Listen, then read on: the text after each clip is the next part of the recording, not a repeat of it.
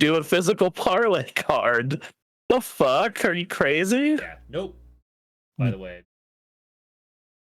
Yeah. Yeah. No. Dope. I mean, I was immune to it myself. I don't have that bug, thankfully. Like, it's just really bad out there, and I find it very funny that Nevada is the one that's like, due to its own selfish needs, like, is the one showing restraint. Yeah, well, I mean that, you know. Yep. Yeah, like I, you know, and hey, I'm okay with that. Right. Saves me money, saves me time. Whatever works, right? Yeah, I will say when I was occasionally sports betting, I actually did make some okay money off of it. Like I ended the season on a net positive of like $300, and I was like, yeah, fuck yeah, let's go, dog. You know, turns out I do know football. Turns out. Actually, if you want to look at like literally the best stat that's going to help determine NFL games, it's like third down percentage. Interesting. If you look at like third down percentages, that will get you like 60% of the way there to guessing right. Yeah, it's a very it's very interesting. Like I was just like, huh, weird how that works out. Yeah. And that's on both sides of the ball. How often they get stops on third down, how often they convert third down on offense. It makes sense. Like, you know, that. And yeah. Yeah.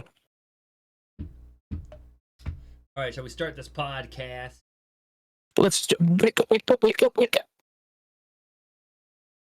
Oh crap! I need to switch to the good microphone. I'm glad I caught it now, at least.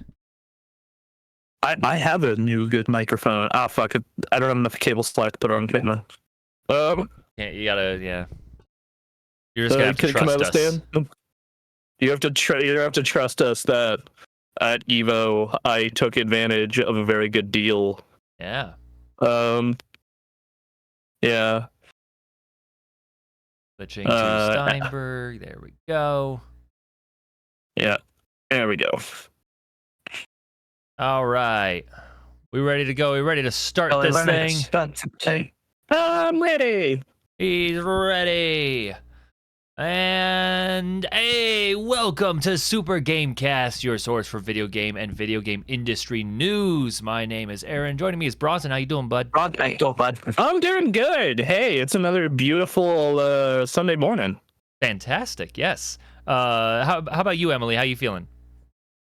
I'm doing solid, although you looked a little startled there for a second. I heard my own voice come through Bronson's side, and I don't know why. Too, so. Oh, that's weird. What is going on? What? Only happening like a couple times. So far. Weird. Testing, test. Weird. Microphone, whatever. It's fine. It's fine. It's fine. Everything is fine. We're happy. There are no problems. There are no problems. No problems at all. You may have noticed that we were not here last week. We did not do a show, and that's because we were spending that weekend going to San Francisco. Yeah. Do we want to address this after our news here? Should we just jump into the news? Yeah. Yeah. Let's jump into the news. Let's get it.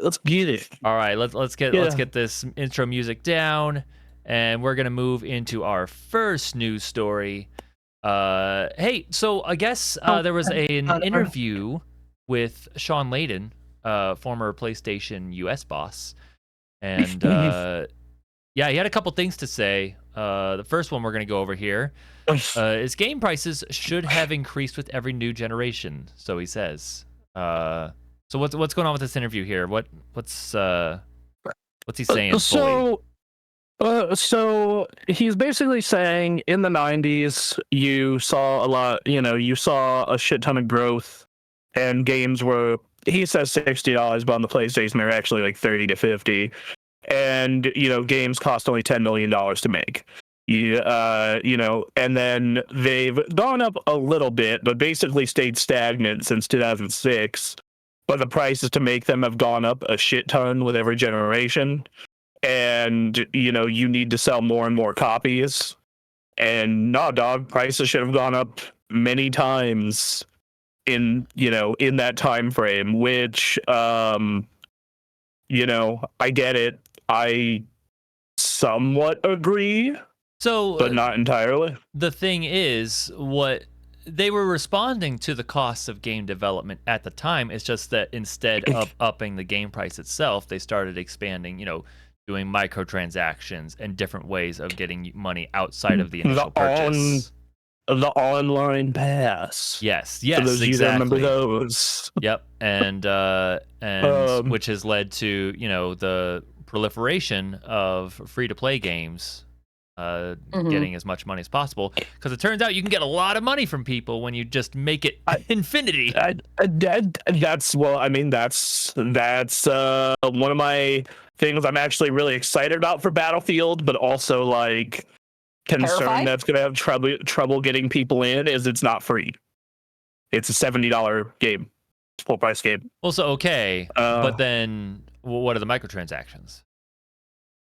They haven't said. There is a premium edition that includes some like skins and whatnot. Yeah, I was gonna say all those microtransactions are probably cosmetics. Yes, but like they're still gonna be there, and so yeah.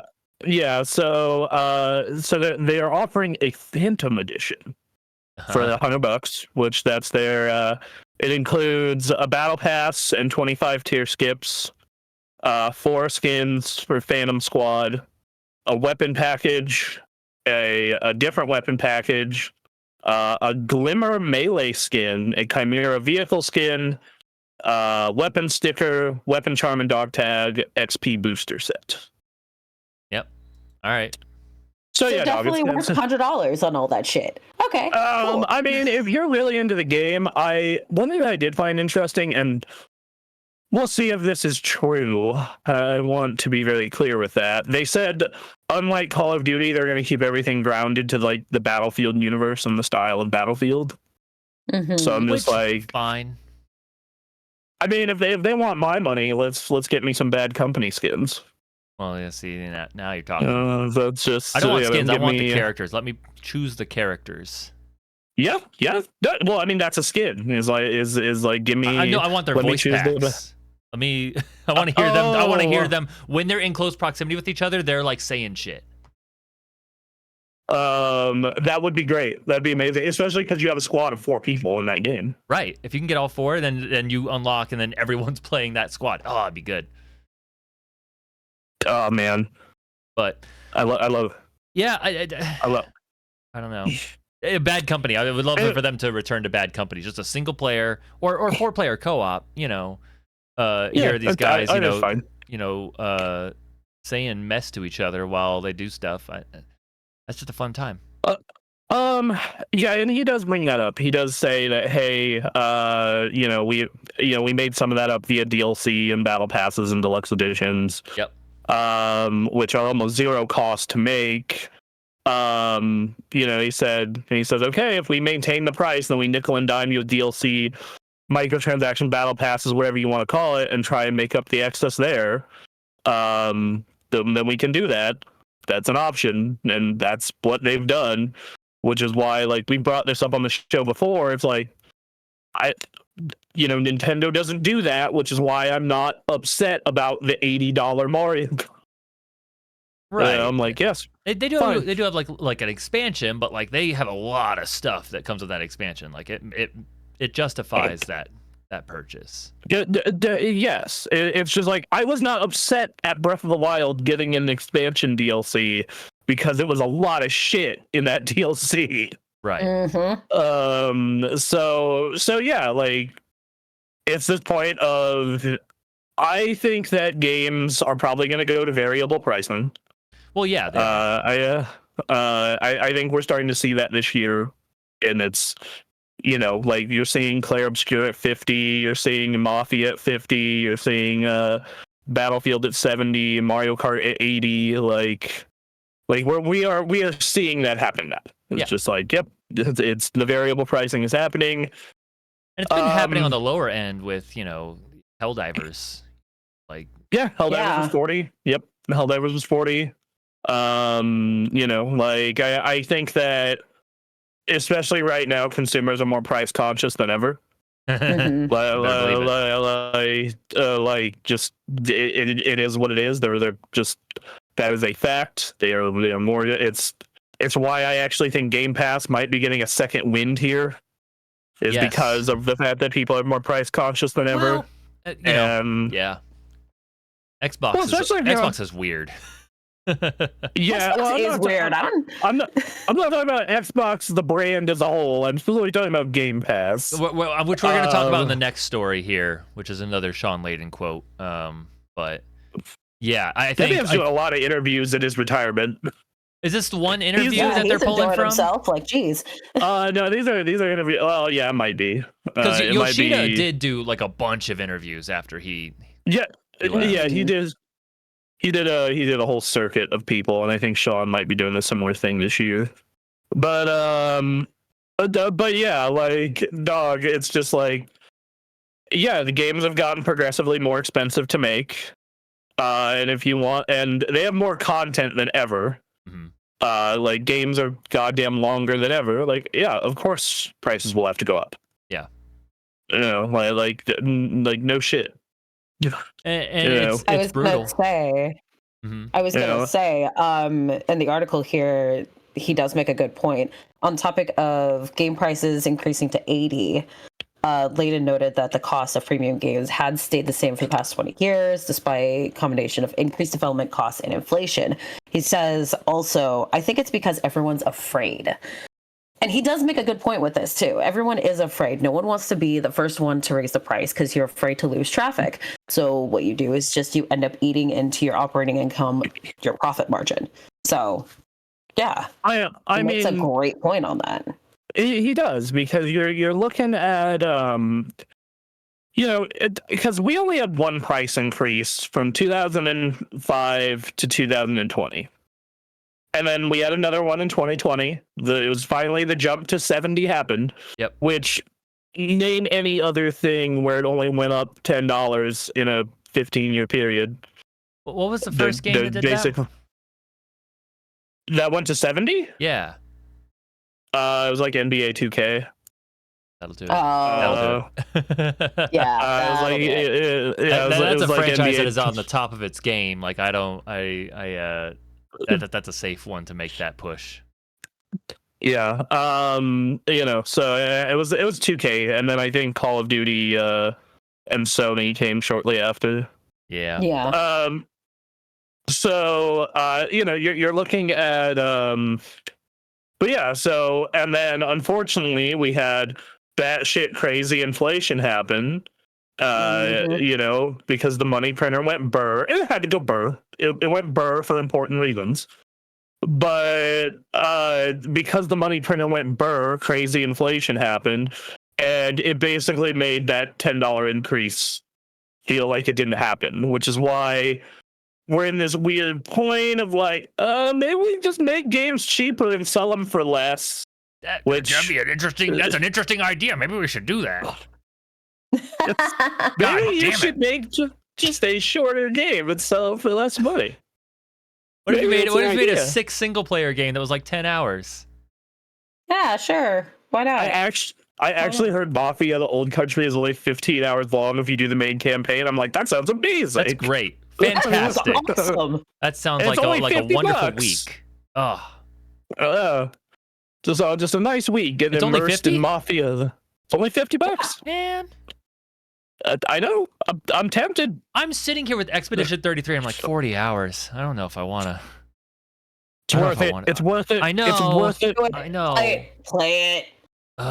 So good. It is easily my game of the year so far. Yeah. It's like not even close. It's just the amount of time that has to go in. It's just like I'm daunted. As an adult, I'm trying to get other things done, and it's like, dude, these games are nuts. I mean, yes, I think that has been a huge problem recently. Like, But then a lot of people I know, like even that are grown adults, mind you, like are just like, yeah, dog, I love my 100-hour games. It's I don't know. I couldn't believe that when I posted that on Twitter and on Facebook, when I'm like, video games are too damn long, and I actually got pushback from a bunch of people. Right. Like it was a weird. It was like, I am out of touch, maybe. I mean, like in this world that is increasingly losing all sense, and like it just everything that had meaning before is being stripped away. I'm just like, I don't know. I could spend my time playing games and just spend my time alive being happy, but I also I still am like trying to justify sitting down.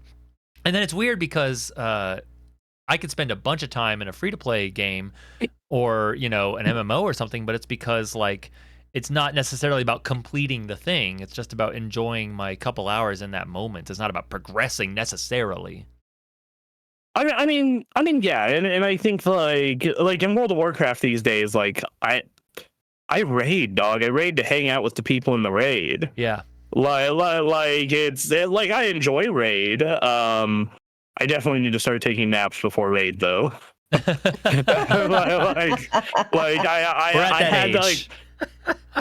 like I was getting like tired in the middle of the Tuesday raid. I'm like, I need to start napping before raid. I can't do this anymore. I'm not a young man. That's funny. But yeah, you get to hang out with friends, or like I'll play Marvel. Like if I want to relax, I'll play like Marvel Rivals Quick Play, because it's just chill, and I get to do cool shit and blow people up that aren't sweating or focusing on the meta too much. Right. It's like a good time. And I get that, and I guess it's kind of like, what are you going to games for? And we saw that survey happen not that long ago where it's like, yeah, like 50% of Gen Z is playing games on phones, and they're mostly playing free-to-play games and gacha games. It's just like, I mean, yeah, dog, if I was that age again and didn't have a lot of money, sure. Like, yeah, most of my game time would be spent there, because you're fucking broke, and so you're gonna try and get the most amount of out of whatever game you're playing. Emily, how do you go about what's your daily routine as far as games are concerned? If I have time after the bullshit that I deal with at my day job, yeah. I am either on my phone or on my Switch. All right. What games do you tend to play? Mostly free to plays, unless it's my Switch, in which case I'm progressing through Mario Kart or some other game that I'm playing, or Donkey King. Yeah. Mario Kart, like, Donkey there's Kings. progression there, but that's also just like a fun, like, all right, get on the track, let's go. Yeah, pretty much. And like in my case, like I rotate games a bunch, but like in my case, it was like, get off work, relax for like an hour, go eat a meal, go check the mail, like get away from my desk for minutes. Yeah. And then come back, and then like, yeah, I'll play a game. Like that's most nights. The exceptions are like date night. Okay. Like that's kind of that's like my primary way to have a good time after work. In fact, like my girlfriend and I have had this conversation where like she'll go watch TV. Like she'll watch TV or watch a movie sometimes, but mostly TV after work, and that's just kind of her thing. Like she'll game a little bit, like but that's TV? like feels like Netflix, Hulu. Oh, okay. But yeah, like TV. Yeah. It's interesting. So yeah, I don't know. I've like what is your like after work relaxation? I guess like what is your freaking bed? That's what it is. Get in bed and then catch up on what's been happening in the world, and then try to noodle around with different projects I'm doing. But games hardly enter in unless it's a social night. I'm playing games with friends, but that's usually centered around games with friends. It's co-op games. It's stuff like that. Jackbox. Jackbox. Yeah, I played Peak last week, which see, Peak's a fun time. and those experiences are also getting really popular, like the like B tier multiplayer games where you and a bunch of people dick around. Yeah. Because I feel like there is a branch of gamer that is developing that does not give a shit about a game like, say, Cyberpunk, or a game like Baldur's Gate, or Expedition 33. Like they're there to get in with friends for an evening, or get into like a quick rivals match, or a quick session or something, and not get like immersed into a world. And that bums me out because I used to be that person. And I remember you still can be. Choose to be, dog. It's about what holds your interest. What is it? It's something that I would have to sit down and like explore the feelings in myself of like, why is this not engaging me the way it like enraptured my mind in 2008? Fair. Yeah, I don't know. For me, it's like it still enraptures my mind, but it's definitely, I have to explore a bit more. Mm-hmm. I have to I have to play a game like Cyberpunk, which I would not have probably have been into as much as I am now, because back in 2008, 2009, I'm just like, I don't really care for Western RPGs. Right. And I think that's part of it. And I think part of it is like, as you get older, and this is with all things, it just doesn't have the novelty. Like, games aren't as novel as a whole. Like, you don't especially now, like, how often do you see like a truly new mechanic? Sure. Especially knowing what you know about games, it's like, I cannot tell you, like, everything is a derivative of something else now. I mean, in some way, it always, except for Balatro. Balatro was new. Balatro was entirely new. But like, it makes me think about the old Giant Bomb guys who are doing their own thing right now, and just like, man, how are you keeping the fire going in your own way when you're in your 40s and this is what you've done with your working life? How do you keep the fire alive? I think, well, okay, so I can't speak for Vinny, Alex, or Brad, because I don't listen to that show as much. But like, I think in Jeff's case, he literally just loves the shit out of it and all the little minutia and weird shit within it. Like seeing that man last week play through all of Haze. Well, that's a different thing. There's something about Jeff playing Haze is like a meme. Just him playing it.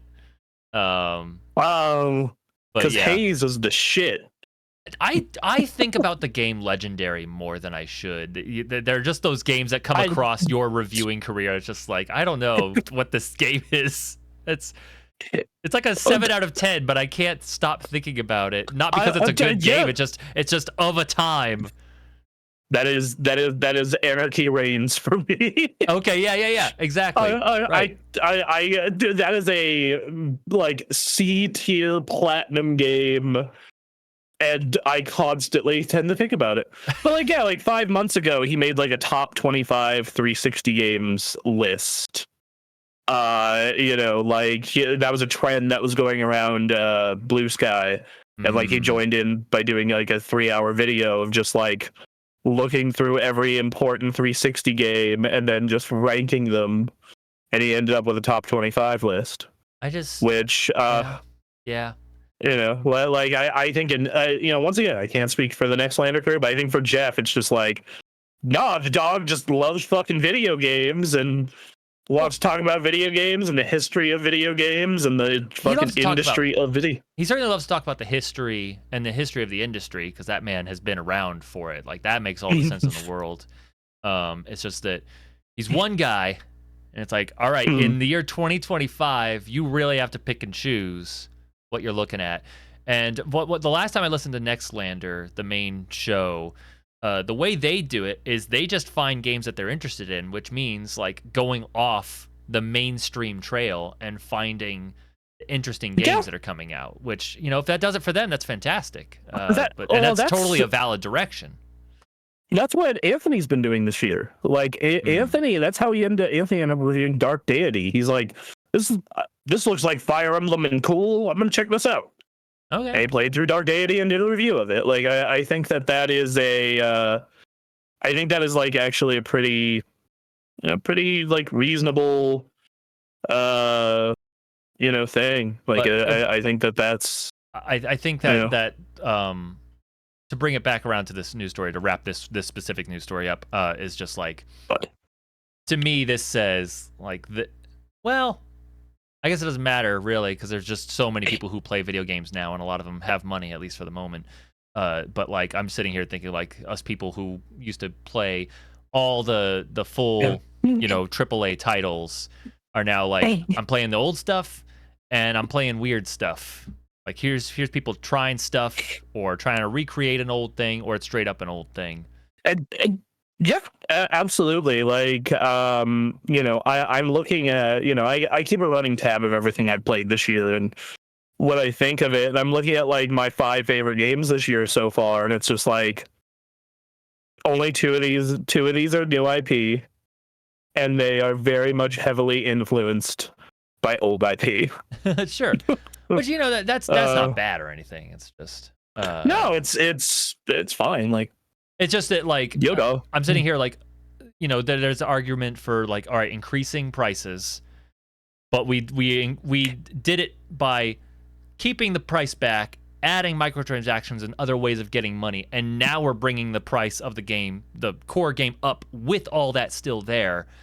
I think eventually the cost is going to get so much that they're going to keep continuing to see the rate of profits that they've been seeing. It's not going to exponentially increase, and it's probably going to be dispersed into other areas. Oh, well, yeah, they're gonna do. At first, they're gonna try what Korean MMOs do, which they're gonna go whaling. They're gonna go whaling, and then when whaling doesn't work, because it just won't work in this most of the time, then they're gonna try and find other methods. I mean, they're always going to try other methods, right? They're always going to be trying. It's just get smaller dev teams, make smaller but good game. Yeah, $40. Well, like you look at like Expedition 33. It's only a $50 game, right? It's only a $50 game, and it's smaller team with some contractors on top. Yep. And it's not that long by the standards of an RPG. Right. Like, yes, 40-hour game, that's fairly long, but like, dude, Final Fantasy, and that's like me doing a bunch of side content. I did like a very large amount of the side content in Expedition 33. If you just beeline the story, you could and like do some additional side stuff, like small amount of it, you could probably get it done in like 25 to 30. Okay. And like, but then I like thinking about like my time in Final Fantasy VII Rebirth, like just doing the main story and a couple of sides, I ended up with a 45-hour playthrough. Yep. 40 or 45. And then like I've heard people, like I talked to Ray, he's like, oh yeah, I'm working on the platinum and it's taken me 100 hours.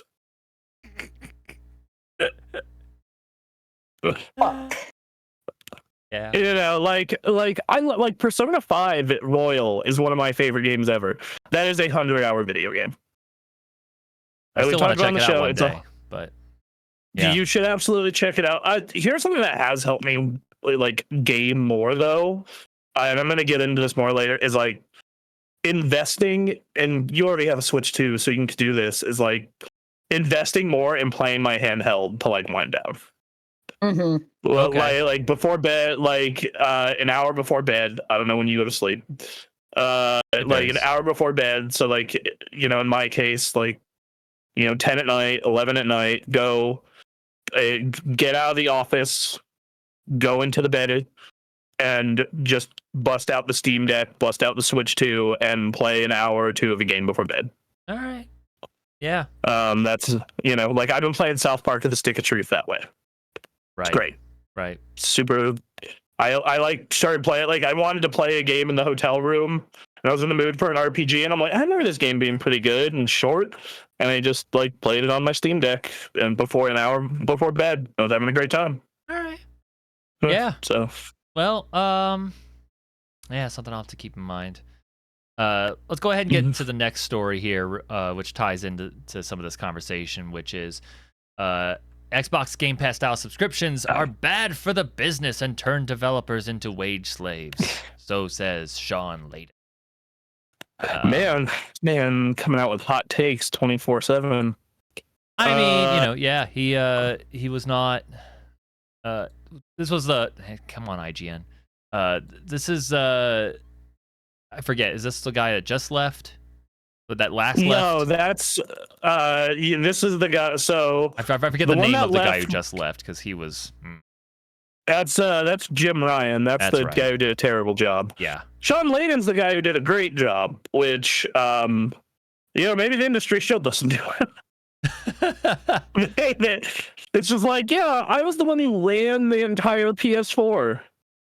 You're like, all right, maybe we should listen to you. I mean, okay, well, that's a complicated feelings about the PS4 era, let me tell you.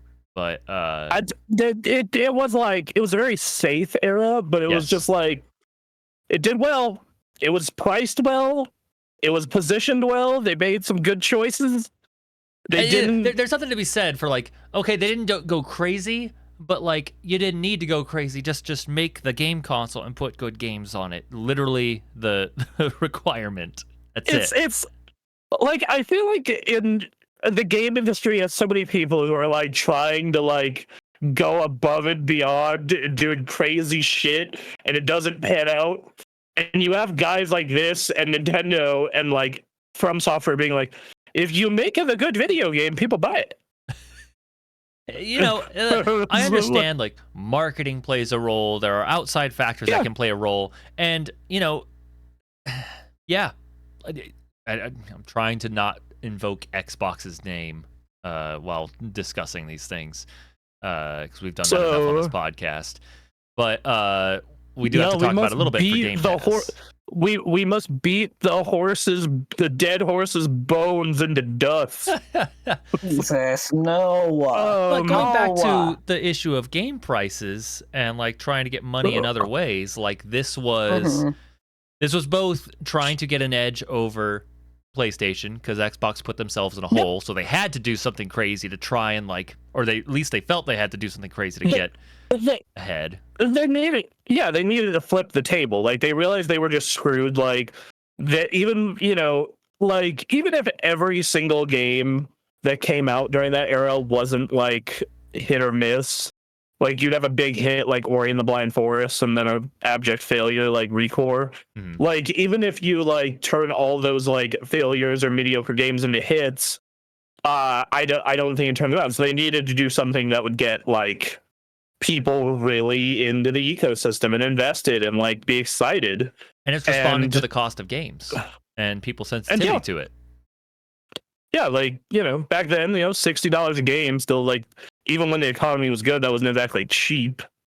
That's the thing. We're talking about like the pushing to $70 and $80. When it was $60, people were like, "Hell yeah, Game Pass!" Jesus. Yeah, and back then, Game Pass was only $10. Right. So, yep. If you're on PC, it's still only $12. But like, if you want Game Pass Ultimate, like that does your console and everything, like it's $20. So it's like I get it. Like I get the So but Shawn Layden has some things to say about Game Pass and it being the quote Netflix of video games. I'm not a big supporter of the Netflix of gaming idea. I think it's a danger. I mean, look what happened to music. In the popular mind, music costs nothing. Music should be free. Spotify, what is that? It's $15 a month or something, but virtually no one buys music anymore. What's true? I think that Phoebe and I are weird because we buy vinyl, right? Like that. Like that's like we buy vinyl. Like, but how many people do you know that actually buy music? When was the last time someone bought music? I know a friend who does the vinyl collection thing. I have a friend that does the vinyl collection too. I buy the occasional vinyl until my record player broke. So I gotta figure that out. And good record players are expensive, dog. Right. Holy I dug mine shit. out of a dumpster. Someone threw away a perfectly working wood paneled record player in the dumpster. I was like, I'm taking this, and it worked. So I'm glad I got some life out of it. But yeah, so I bought a few vinyls, and then I bought a few albums off Bandcamp, and that's like the other way to support musicians in this era beyond merch. Yeah, like like in my case, like I bought like when I go to concerts, and I'll occasionally like buy CDs. Yeah, you know, like I'll still buy CDs if they don't have a vinyl option. Yeah. But that's it. I'm somewhat in a CD shopping mood myself because I have a CD player in my car and I just want to throw something in. You have my driving soundtrack, but you got to go find CDs. See see, like my I have one of those like aux Bluetooth converters for my car, so like I just listen to show. That's fair. Yeah, I mean that's the thing, right? Like, and yeah, you don't. And okay, so the method itself of making these things, you know, quote unquote free, like free for music, but like, you know, part of a subscription pass for Game Pass likes. Theoretically, the system can work, but you have to have people who aren't about making as much money as possible at the helm, which is never going to be the case. Yeah, like the people who invest in that, and yeah, like and you know, Spotify and Apple, like Spotify is actually one of the worst for artists making music. Apple Music is like legitimately a lot better for the artist. So like that's good at least. It's better. Yeah, better is better like, better is better than not better. But that is the podcast title right there. Better is better than not better. Better. Yeah, so you know, it basically the amount of money earned per 1,000 streams for Spotify, it's about $3. So if 1,000 people stream your song, you make $3. For YouTube, it's about $4.80. TikTok, it's 50 cents. Yeah. Apple Music, Apple Music is $6.20. Surprisingly, Amazon is number one, $8.80. Where's Tidal? Or is Tidal just a place to buy the music straight up? Tidal's actually number two. It's $6.80. Okay. So this makes me feel marginally better about using Apple Music. Yes. It's not like what they should be getting based on what they've done before, but like it's still like if you're going to be a part of that system, then yeah, Apple Music seems like the way to go. And then like you should just leave Spotify anyway because their CEO is starting up a weapons manufacturing company. Yeah, they're putting AI artists and then putting them in dead musicians' names. It's bad out there. So there's something really interesting at Apple Music. I think in like legitimately every way except Discovery, it's better than Spotify. I believe it. Like it has lossless audio quality. Like it has Atmos support if you have the sound system for it. The way you make playlists and handle your collection is better. It's just like literally the social tools and the Discovery are all worse. Like I don't care about the social tools, but Discovery that's a little rough. But the Discovery wasn't amazing on Spotify. Yes, I agree with that. But like Apple Music, it's just like if I throw on like I Don't Want to Stop by Ozzy and tell it find me new stuff like this, it'll typically just find you the most obvious answers. Right. Which, like let's see. All right. Yeah, the next song they shows me is Hellraiser by Ozzy, and then YYZ by Rush, and then Radio Gaga by Queen. It's my greatest test of when Discovery starts working is I play My Chemical Romance and then find me stuff that sounds like this, and then they play me fucking Hawthorne Heights. I'm like, nope. You lumped it in with the genre. That's fine. But there's a specific sound quality to My Chem I want you to find. If they gave me Fall Out Boy, I'd be like, I don't like Fall Out Boy, but I understand why you did it. But if you just give me some mid 2000s emo bands, like you just picked a genre. We'll run this test right now in Apple Music. Okay. What My Chemical Romance song do you want me to do? Let's do House of Wolves. Oh. Which is that's good. It's a very interesting song. It's definitely not in their most listened to songs on. No, but it's Apple Music. Part of that amazing album. All right, so. Oh god damn it! It's gonna fucking show me the rest of the album. No, there we go. There we go. All right, so this is what it made as a quickie playlist, because when you all right, so you'll listen to House of Wolves. Okay. And it'll go into When I Come Around by Green Day. Okay. Already. It'll go into Buddy Holly by Weezer. Okay. All right. It'll go into Teenagers by My Chemical Romance. Yeah, well, that same album. Okay. Karma Police by Radiohead. Huh. Okay. Veins by Frank Iero and it cuts off. That's Sorry, too long for the screen. Guitars from My Chemical Romance, so yeah. Yeah. Circles by Pierce the Veil. Huh. Okay. Yeah. Sleepwalking by Bring Me the Horizon. It's actually kind of okay. Yeah, one more. The Only Exception by Paramore. Yeah. All right. It's a little all over the place there. We got some 90s pop punk. We got some.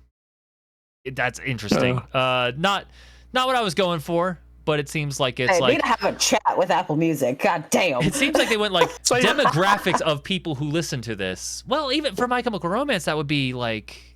That wouldn't even work either. So maybe it took your demographics of millennial male listening to this and then said you would like this. That would make sense. Well, the thing is, though, is like if you look at like my recently added albums to my like library, it is outside of Ozzy, and even then, that's a very loose comparison. I don't really have anything like MCR in my library recently, especially. Right. Like, there's a little bit of Fall Out Boy, and like that's it. So it's like, I guess it's trying to do its best. It's like, I don't fucking know. I guess Green Day's close, right? That's very funny. Yeah, I don't know. I feel like they haven't cracked that nut yet. Yeah. And this goes back to Discovery, where it's like it's labeling, it's recommending the biggest bands still. Like, I recognize all those acts, and it's like, yep. Yeah, you know. Emily, you have a look on your face. What's up? While we're doing this, I tested the theory with YouTube Music. All right. All right. This is another one. Okay. All right. If I go into autoplay, so this is like it's gonna make you a playlist. Yeah. Exactly. I'm Not Okay by My Chem. Well, yeah. Okay. Given Up by Linkin Park. Okay. Okay. Fat Lip by Sum 41. Okay. Face Down by Red Jumpsuit Apparatus. Yeah. Okay. Helena, I know for a fact YouTube recommends off previous listening. Here, I know because yeah. Oh, go ahead. I was just gonna say, Emily, give me a few more. Misery Business by Paramore. Yeah. The Kill, 30 Seconds to Mars. Yeah. Okay. American Idiot by Green Day. Yep. This is off that era and that genre and surrounding genres. See, in my case, like what YouTube does is it'll give me like I listen to like Golden from K-pop Demon Hunters, and it'll give me a couple more songs from that. But then it'll just default to stuff I've liked in the past, like Old Gods of Asgard, right? Or like fucking June, or Cyberpunk, or Ninja Sex Party. So like it's yep. All right. Two more. All right. Yeah, two more. That's it. From the Black Parade album, Teenagers. Yep. Kid. Yep. And Last Resort by Papa Roach. Okay.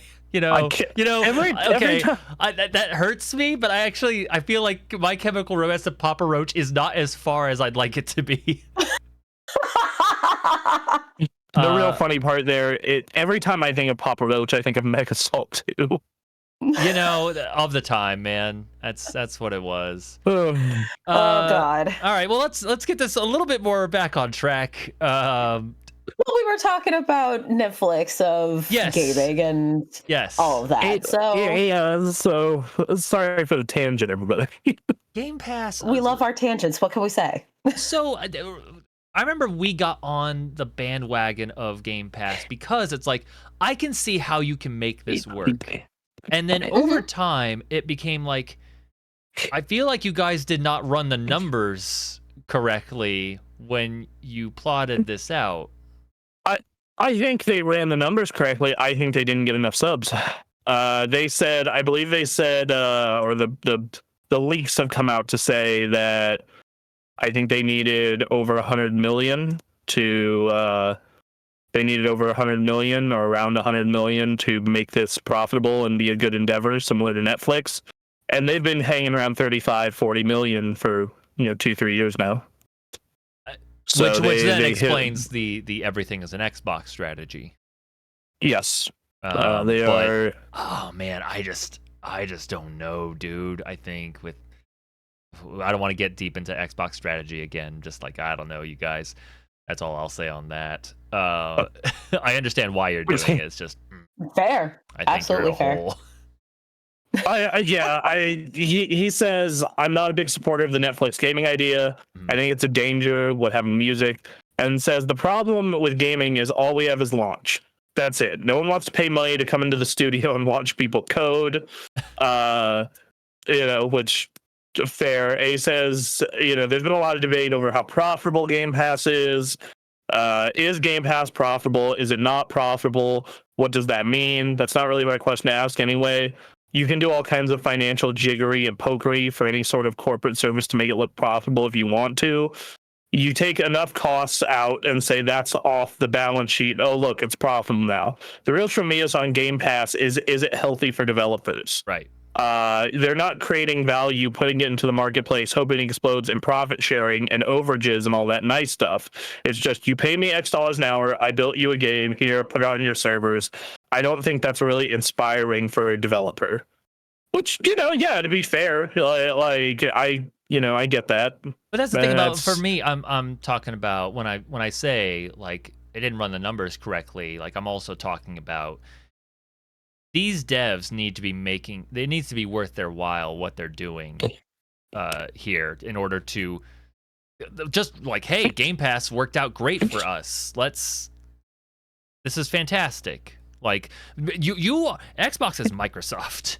You can eat the cost of just eat the cost for a while and then build word of mouth of like the devs are getting paid and let's get this thing going, So, here is all right. So I get all right. My thing with that is I think you're looking at the cost of like, yes, Microsoft can eat that, and then I think the way Microsoft sees it as like a service, like, well, I mean, you get a bunch of free advertising, which that's had mixed results on Game Pass. You've had some developers coming out and saying like, oh yeah, no, like the word of mouth through Game Pass caused a shit ton of sales for this game on other platforms. Mm-hmm.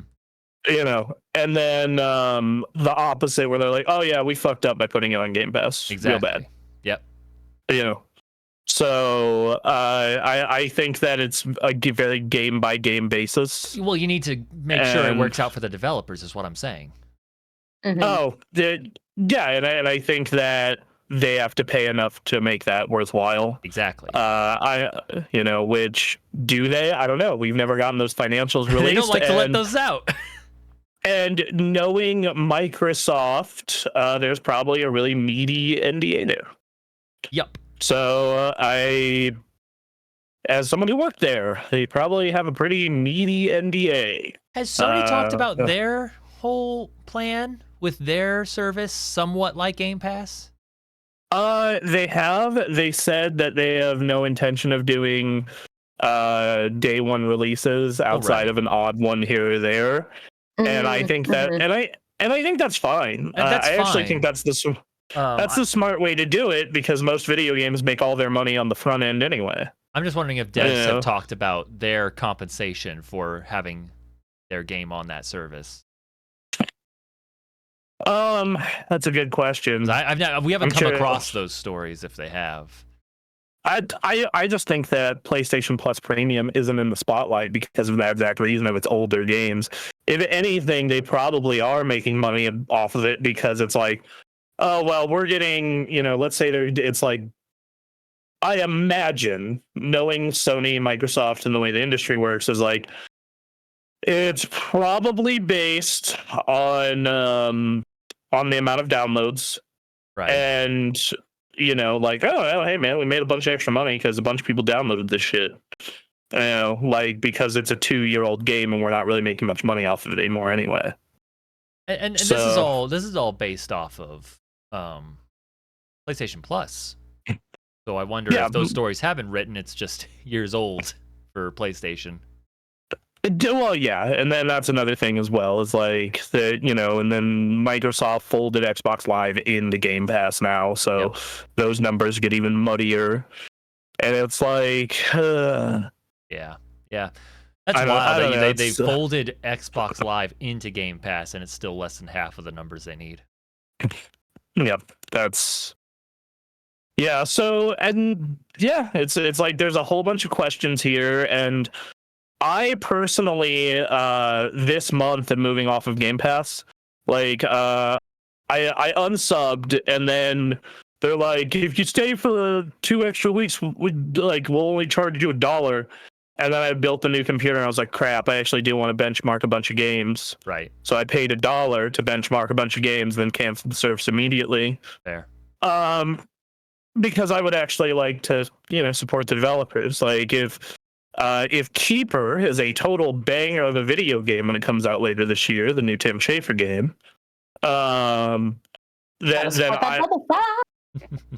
yes, exactly. Then I want to give them, the 50, 40, however much money that game is going to cost. Yeah, and this goes back to, man, if we can make smaller games by smaller teams for smaller prices, I could afford to support more games and more developers directly than hope that the people running these Game Pass style services, compensate the developers appropriately and make this sustainable. Speaking of another game that is under $70, Octopath Traveler 0, the new Octopath game, is also only $50. Okay. So, wish I was in Octopath Traveler. It's a cool art style. It is. Those games are cool. I like them. I played the first one on Switch 1 when it came out. All right. It's a good game. Yeah. I think that and I think that that's what's gonna happen is you're still gonna have your big AAA. Your Battlefield is gonna be $70. Right. Your Outer Worlds, your Ninja Gaidens, those are gonna be $70. Your like GTA's will probably be $80. Your Zeldas will probably be $80. Your AA games like Octopath and Mafia and Clair Obscur will probably be $50. Your maybe $40, sometimes $60, $40 to $60, and then your indie games are going to be $5 to $40. And like there's going to be a wide like, all right, we'll see how the numbers work out. Yep, and if it doesn't work out, they'll cut price. Like that's what's going to happen. Interesting enough, Gears Reloaded. Like I'm actually interested in playing Gears with y'all. Mm-hmm. Like I would love to play a Gears campaign run with or with you, Aaron. Yeah. That game's only $40. I mean, it's an older game.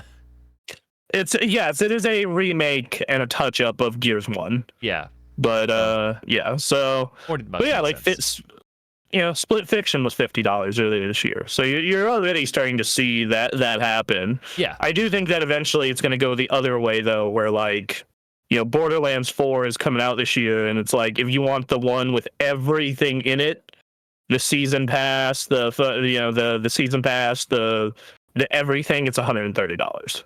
Right. Yep. So it's just like, and there's conversation that continues to go around. Is GTA 6 going to be $100? Probably. I would not be shocked. It'd be funny.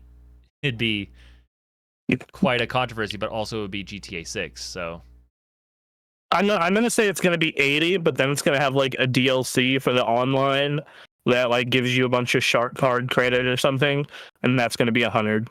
You think they go online subscription for GTA Online? They already have one for GTA 5. I don't know why they wouldn't for GTA 6. I don't remember paying one for playing GTA Online. You don't have to pay one. It's to give you extras. Right. Like, I'm saying access. Oh no, I don't think they do. It's too. I think that they'll continue giving you a carrot and not a stick to beat you with. You never know. You never know with these companies, man.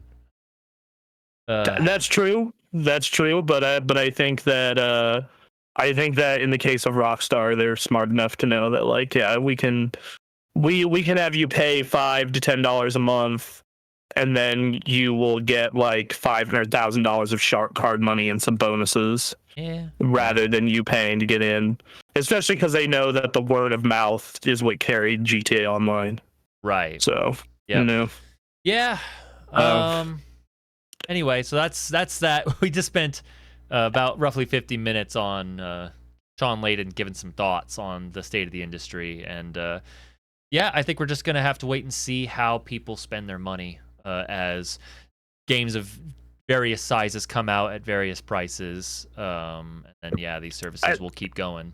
So, and I think that you look at the most profitable games on all platforms. It's like long running live service games, right? Yep. Anyway, so all right, next news story. This developed a lot in over every day, it seemed, this week. But here's the news story that we pulled up. Valve confirms PayPal has stopped processing Steam transactions in some countries as not safe for work. Game Row continues. This was like a group called Collective Shout complained to payment processors like, hey, there's some awful sexual content in these games, and payment processors, Visa and MasterCard, were like, all right, Steam, itch.io, stop.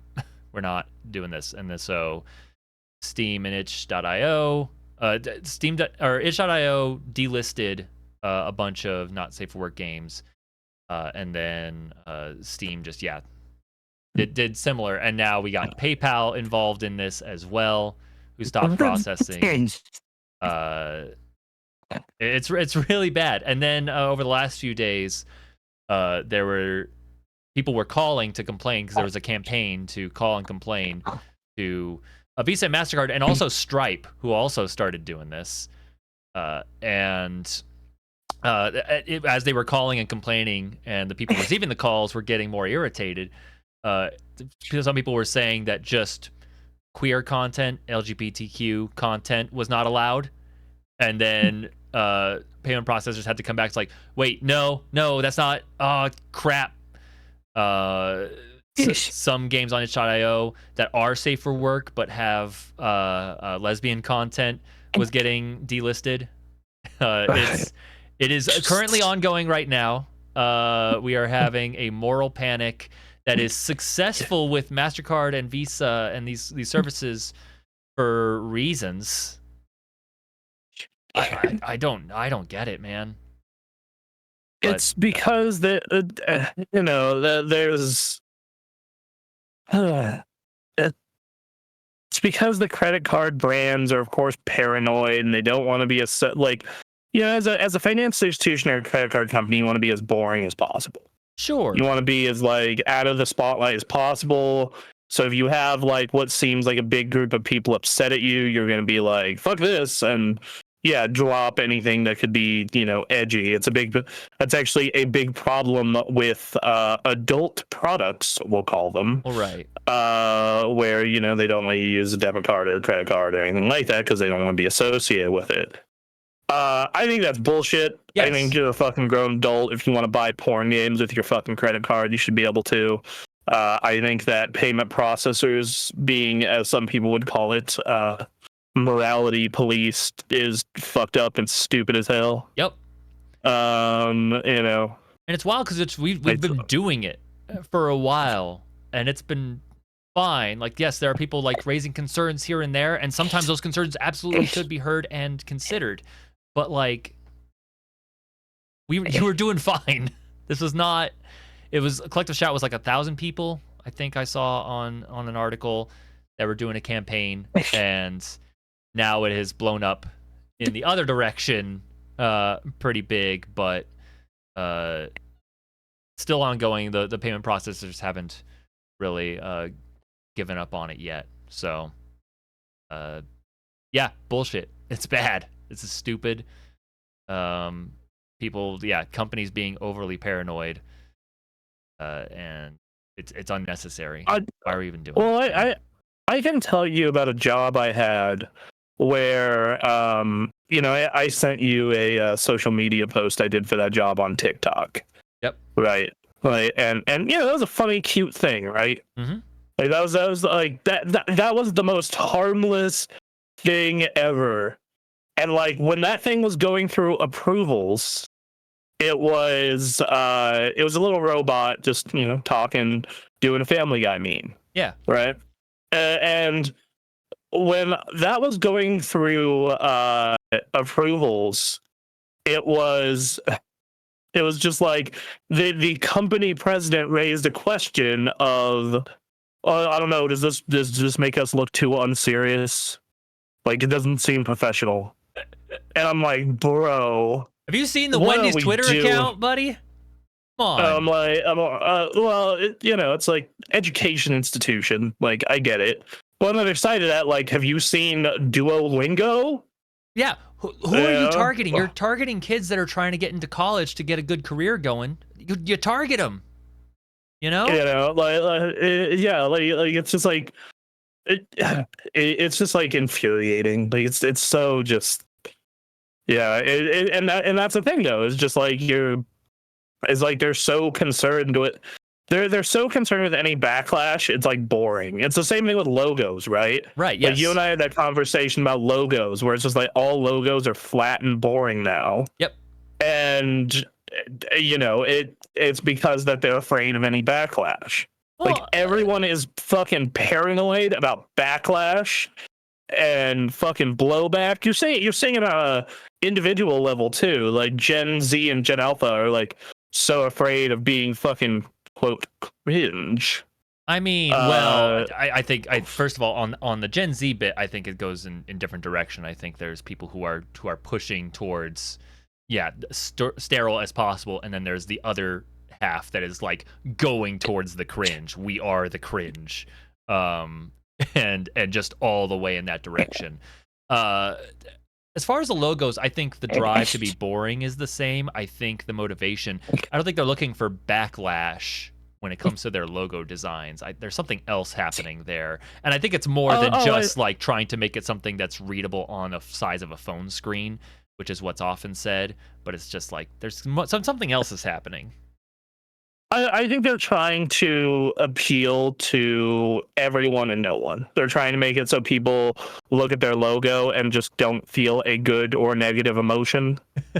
I think that like they would rather just have no emotion from their logo. If you can get positive, great, but otherwise, no. Because to go in a certain direction is to potentially alienate someone for any ridiculous small reason, and trying to avoid that as 100%. much as possible. And then it's like it's just terrible. And to me, like the people, it points to the larger issue we're just having in society as a whole right now, where the people who are at the top of a lot of these places and making these decisions are increasingly removed from how the average person actually lives and interacts with life. And it's just like, you people are aliens. Why are you acting like this? Why are you making our way of interacting with the world like this? Because money. Because money, but also money. like, I think money, and then just like, you don't live the way people do. It's crazy. They do in some ways. It's just that like when it comes to dealing with their like, I feel like I believe this is very individualized from like the company presidents, owners, etc. that I've dealt with in my life. Yeah. But I think that a lot of it is like we are trying to make this business as successful as possible, and that is my only concern or care in life beyond my family. Right, and my perspective may be skewed by the fact that I tend to watch what's happening with Silicon Valley leaders who are talking about their vision for the future of humanity.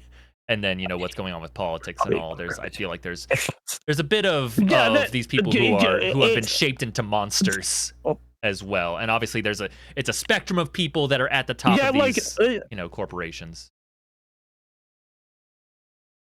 So yeah, like that's a different animal than the people I was dealing with at like and smaller level companies. Yeah, like, and so what I'm saying is like PayPal, Visa, MasterCard. I think it's on a spectrum between those 2 points. These are people who are just so high up there and the reason they're up there is because they put profit over everything else, and that's at the forefront of their mind. But also, like, they are so high up there and have been to that spot for so long that like they just don't know. How much could a banana cost, Michael? $10? Yeah. This is wild, man. I don't. Nope. Yeah. Anyway. And people are going to figure their way around it. So, good job with that. We'll see how it happens as time goes on. It happens every time. It happened with comic books. It happened with fucking metal music. Happened with rap music. Happened with fucking violent video games and violent films. The more you try to ban this shit, the more people will be like, fuck you, and go find it. Yep. Especially now. It is so easy now. And you're like, well, what if it's the UK where they ban a VPN? It's like, brother, you can set up your own VPN. Mm-hmm. That's possible. You can do it. You can look that up. That like the payment processor's a big one. Like we pay a lot of money through just our cards, but when it gets that bad, we will find alternatives. That's how it works. Let me tell you, payment processors are a big one, but let's say someone is getting these video games from their own computer and you want to pay them for them. Yo, dog, cash exists. Cash exists. Yeah, there's a lot of inconvenience layers added here. But like a lot of inconvenience layers here. You don't need them. Right. It's a pain in the ass, but fine. We're going back to days of here. I spend this money on this black box and put it on top of my TV, and oh man, what does it do? I don't know. Oh, Playboy Channel shows up. That's weird. Weird. So yeah, this sucks. This is bullshit. And it won't end. It won't succeed in what it's trying to do. So we gotta deal with the rough waves and find our alternatives and keep pushing. Keep living our lives around these jerks. That's what we're gonna do. Yep. So. Yep. All right. The rest of these stories we're gonna. These are much smaller stories. These are fun. These are fun, dumb little things here and there. So let's go ahead and move through it. This one bums me out so bad. Pokemon McDonald's promo ends early in Japan due to extreme demand and wasted food. Look at this wasted food here on this photo from Video Games Chronicle. Like, this is bad. This is to get a card, a Pokemon trading card with Pikachu eating McDonald's food. Why are Pokemon fans like this? I don't know. I don't get it. I don't get it. Okay, so I was Pokemon World Championships are happening right now, so I was watching those, and it was a fun time. They had championships for video games, trading card games, Unite, and Go, and you can just like flip between tabs and watch them all. It's a fun time. So I decided, I don't know, I was just looking on TikTok. I was like, all right, what's going on with the people who do stuff on TikTok? And I went to the live channel, and it's just people buying boxes of these cards and just rip open, all right, turn around, flip through, and like they can identify if it's a card they need or whatever by like seeing 5% of the left side of the card, and they'll just all right, go open the next bag. I cannot think of a way to take out the fun of trading card stuff than interacting with cards this way. And then it's food. Like, eat the food. Food is good. I don't know if you know that as a human being. What are you doing? Dog, but you don't want to buy. Yeah, but they need the fucking 25 packs of cards to sell on eBay. They don't need the McDonald's. Do you not need to eat today? Why are you? They only need one of those. They only need one of those McDonald's meals to eat. Eat the food, and then the rest of, I guess, is. You eat 3 times a day. McDonald's doesn't keep. McDonald's doesn't keep though. McDonald's doesn't keep at all. Except for the fries, I guess. But like, still, like, you got to eat that day. No, you got to eat 3 times that day. Oh. Well, they only needed to go to McDonald's once. They ate one of those meals and throw the rest in the trash. Well, what? There's no need for this. Why are you inhuman? What are you doing? Because, dog, they need to sell the Pokemon cards. That's fine. You can buy it and get the card. It comes with food. You eat food 3 times. Yeah, but you only... Okay, McDonald's food tastes like shit if you let it sit for more than an hour. You have to eat that day. So they're going to eat that one... Yes, eat one meal that day. Yes. And then because you get 1 card per meal that you order. You're only getting the 1 card, right? No, you get 1 card per meal. Well, so I thought it was just this Pikachu card. Everyone was looking for that Pikachu card, but it comes in a pack of 6, and there's like. So is it like just not okay? There's because it comes with the Sprigatito, Fuecoco, and then the Quaxel. Okay. And then Pikachu and God, I know it goes into Gardevoir, but I can't remember what that little one is. And then the one before Lucario. Rolls, yeah. Yeah. And then... But yeah, no, I found the complete 6 set on eBay for $91. So this Pikachu so this card was a waste in general. Is not in every pack. No. It was a rare Pikachu card. Well, okay, so obviously I'm mad at the people for wasting food. That's terrible. But yes, of course. Also, I would be too. Pokemon. You have been experiencing the trading card craze and nonsense now for a little while here. You had to know. It's not even just the cards though. Like they list in this article, the Van Gogh Museum had exclusive merch, and that happened, and it caused huge crowds swarming the museum, snatching up items, and then people were bragging about reselling them for profit. Mm-hmm. And the thing is the reason they can do that is because Pokemon people are fucking crazy and are going to buy them at inflated eBay prices. And I don't know what causes Pokemon to trigger this in people. Like, I see this out of other stuff sometimes. Yeah. Like, you've seen it, like, the Labubu craze recently and whatnot. Yes. Yeah. But, like, I feel like Pokemon, it is forever, and it is consistent, and I'm just, like, so goddamn confused on why. I love Pokemon to death. Pokemon is one of my favorite franchises ever. I want to raise the money to go to the theme park that's going on. I was talking with friends about going to these World Championships next year because it's in San Francisco. Mm-hmm.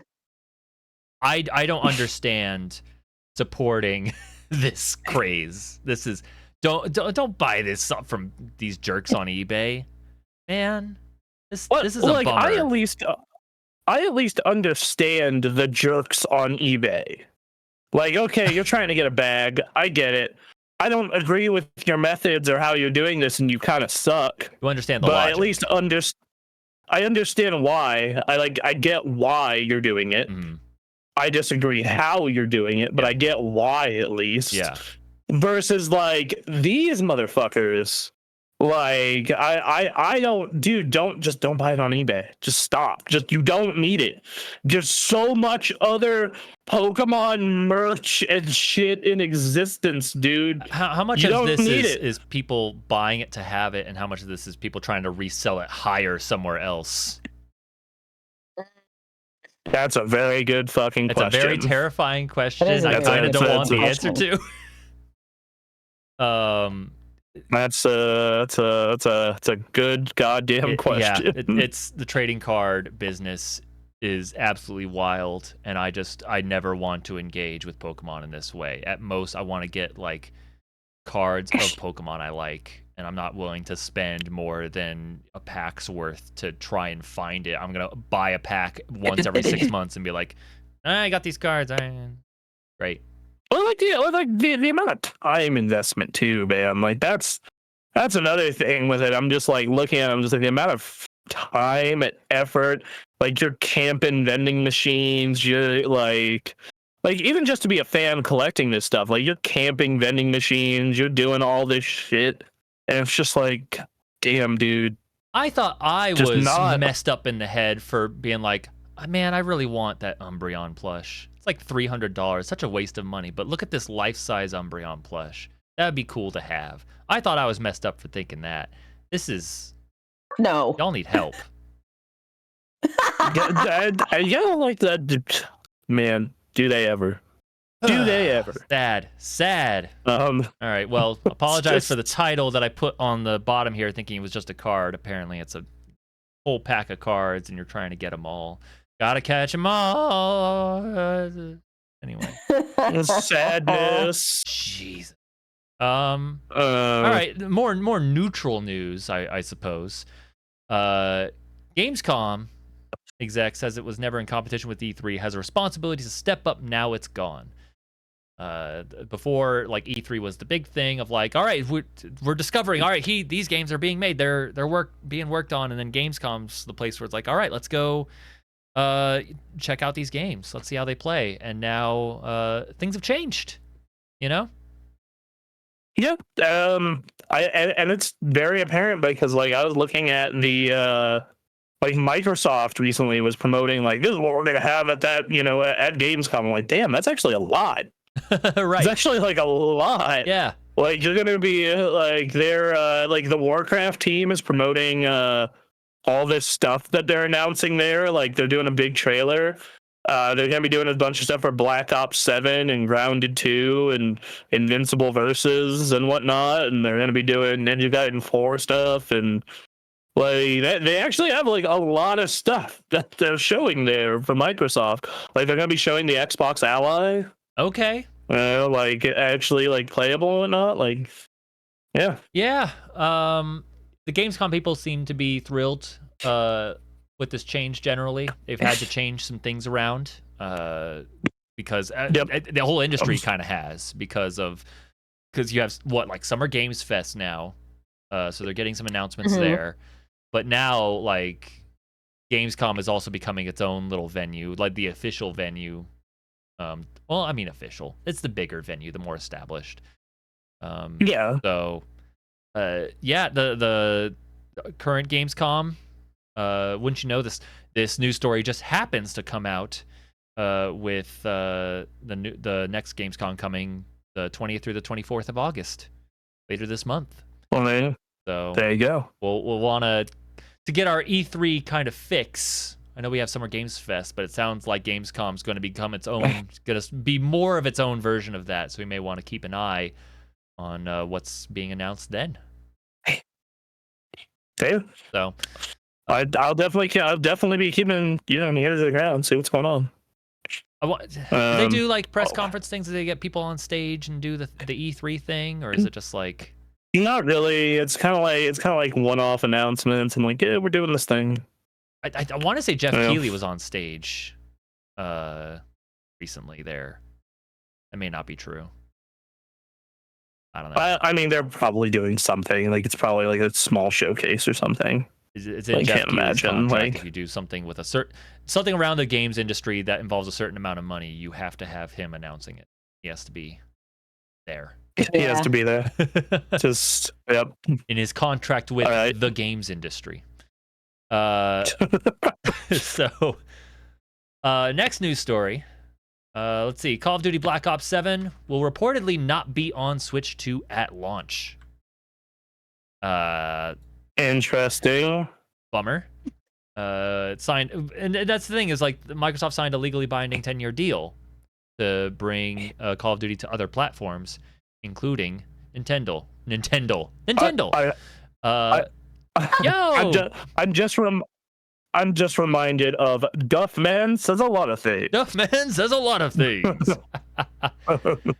Thank you for the sub with That's what Prime I'm Poker reminded Jack of Gamble. with the- Love you, buddy. Thank you, Poker. We love you. Yas, King. Yas, as you say on all our videos. He's a great helpful reminder of like, oh, it is Tuesday, isn't it? Yeah. It's Tuesday. He helps me remember what day it is in our Discord, and I appreciate it. Yes, he does. Because otherwise, I just lose track of time. So yeah, time is relative at this point. really, the only time is now. Really, if you think about it. So exactly. it said that doesn't mean there's not necessarily a Switch 2 port in the future, and I don't see why they wouldn't if they can make it work. Portable Black Ops 2 or Black Ops 7 on the Switch 2 makes a lot of sense, but I don't know.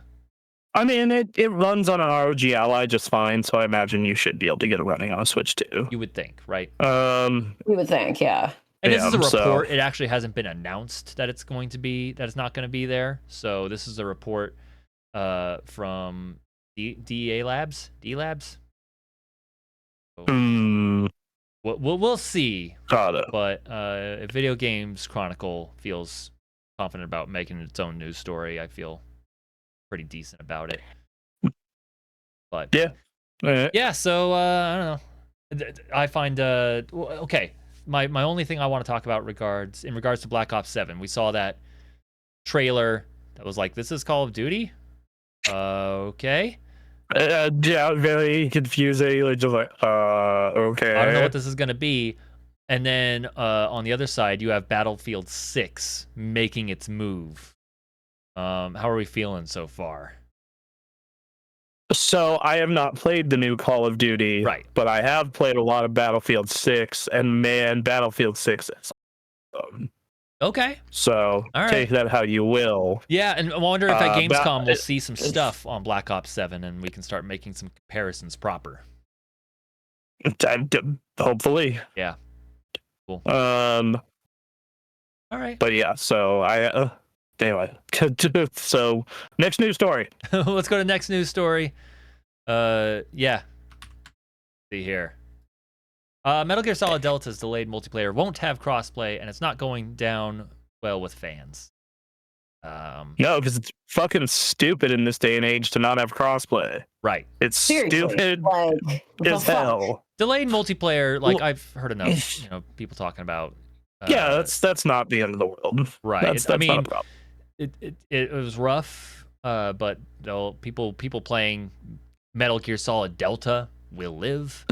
But yeah, no crossplay in this. MGO was sick. MGO was sick back in the day, so I'm hoping this will be just as good. Yeah. But yeah. Yep. So that's a bummer. Crossplay should be a priority when you're making these multiplayer games in this day and age. What are you doing? Yeah, I'm excited for MGO to get back and then play it for like a week and then get really pissed off at it because that game is trolly as hell, and then never play it again. Yep. It'll be fun. I don't know. We'll see. Yeah, that's a bummer. I imagine a lot of people are going to be playing on PC and PlayStation, and having those two people separated is a bummer. Yep. All right. A final news story. Before we get into our own mess. Animal rights group PETA says, hey, you should take the ring out of the cow's nose in Mario Kart World. So what? So okay. What? Here's the thing. So It's about like, hey, worker stabbed rings through cow's and bull's sensitive septum, chain the ring to the bull's horns for even more pain-driven control. Dairy industry even clips spiked nose rings on baby cows so that nursing hurts their moms and they're rejected and kicked away. The brass ring in cow's nose is a painful reminder of the industries that treat real-life cows like machines. Okay. Someone pointed out, I think it was in the comments of this VGC article. Yeah, like PETA makes crazy like stuff regarding video games, including they say some stuff at the end here. Let's see. For Nintendo, they were like, "Oh, Super Mario 3D Land returned the Tanuki suit," and so they made a game called Mario Kills Tanuki, which features a graphic image of Mario wearing a suit covered in blood and holding a raccoon's decapitated head. Which, let me tell you, that sounds great. Well, amazing. It also released Pokemon Black and Blue, which is an attempt to criticize Pokemon for being what it equated to a cockfighting simulator, which had Pikachu being battered senseless by a blood-covered baseball bat. Okay, all right, yeah. But the comments pointed out, you know what this is about generating eyes on the topic they're fighting against. Yeah, PETA is not great. I think the things that they fight for in certain cases, including this one, are valid. I think the way they treat cows in the dairy industry, and really just cows in general, sucks real bad and deserves criticism and deserves attention. It's just very funny that they choose this way.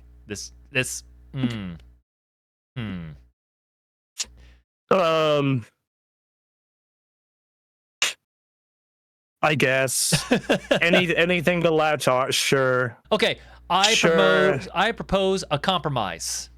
All right.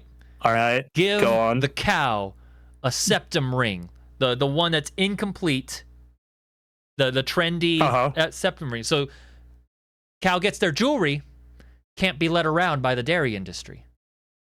Fashionable. You know. All right. I think it'd be sick. I want alternative cow. I'm reminded of I'm just reminded of this meme I saw once where it's just like I need a girl with a septum ring to tell me what planet is making me feel sad. Now imagine that character, but the cow. It'd be some amazing character development. Cow knows astrology, here's your tarot reading. Fantastic. Okay, yeah, there you go. So you go in the next Mario game, you go to Moo Moo Meadows and there is a tarot card reading cow. Look, okay, there you go. Opinions on PETA aside, woke and then like imagine like Mario Kart World and then update Moo Moo Cow becomes like this woke ass farmer that does vegan stuff and it's educational. It's here's organics and it's just like and then by the way, let me give you your astrology reading. It would be very funny. It would be not in character for Mario or anything, but god damn it, that would be funny. Like, okay, Moo Moo. All right. I got to go. You're not You're not wrong. I gotta go. You're not wrong. I gotta go. I gotta get out of here. If you're going to include like 30 characters that are just, we used this model in Mario a few times. They're a character now that you can drive with. All right, let's develop some character then. They might do that. To be fair, I would love to see Charge and Chuck go through his CTE arc. Oh no. Oh no. Mario, I don't remember things as good anymore. Sorry. he spirals into conspiracy theories. Where did Chuck go? Yes. Look, man, we don't associate with Chuck anymore. We don't talk with Charge and Chuck. What about the dolphin? You don't want to know what the dolphin's done. He's serving time. It's rough. That'd be God. You could do some fun stuff with that.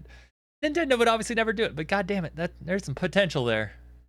Yes, there is. Yeah, I don't know. I think that's the thing.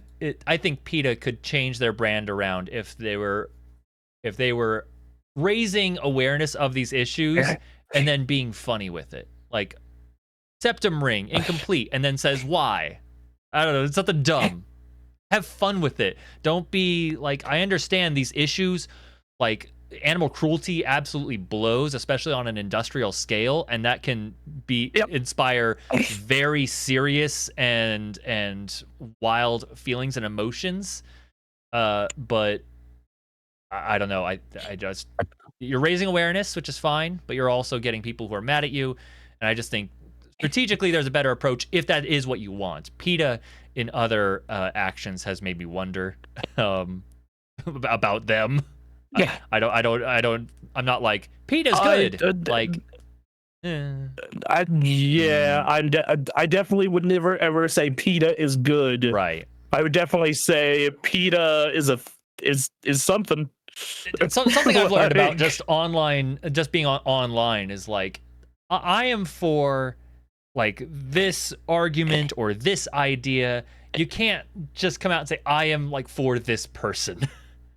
Or this organization, because it just, you know, I mean, just being online, I'm like, there are things that Hassan says, and I'm like, absolutely, it's nice to see a streamer doing that. And you scroll, the next thing he says is like, you just said that with no basis for anything. You were just riffing on stream. You just had to say it, didn't you? You just had to. You're like being mad at people about raising money, which those people raising money, I understand, but also you have a multi-million-dollar house and are making ridiculous money from streaming to tens of thousands of people. So I don't know, man.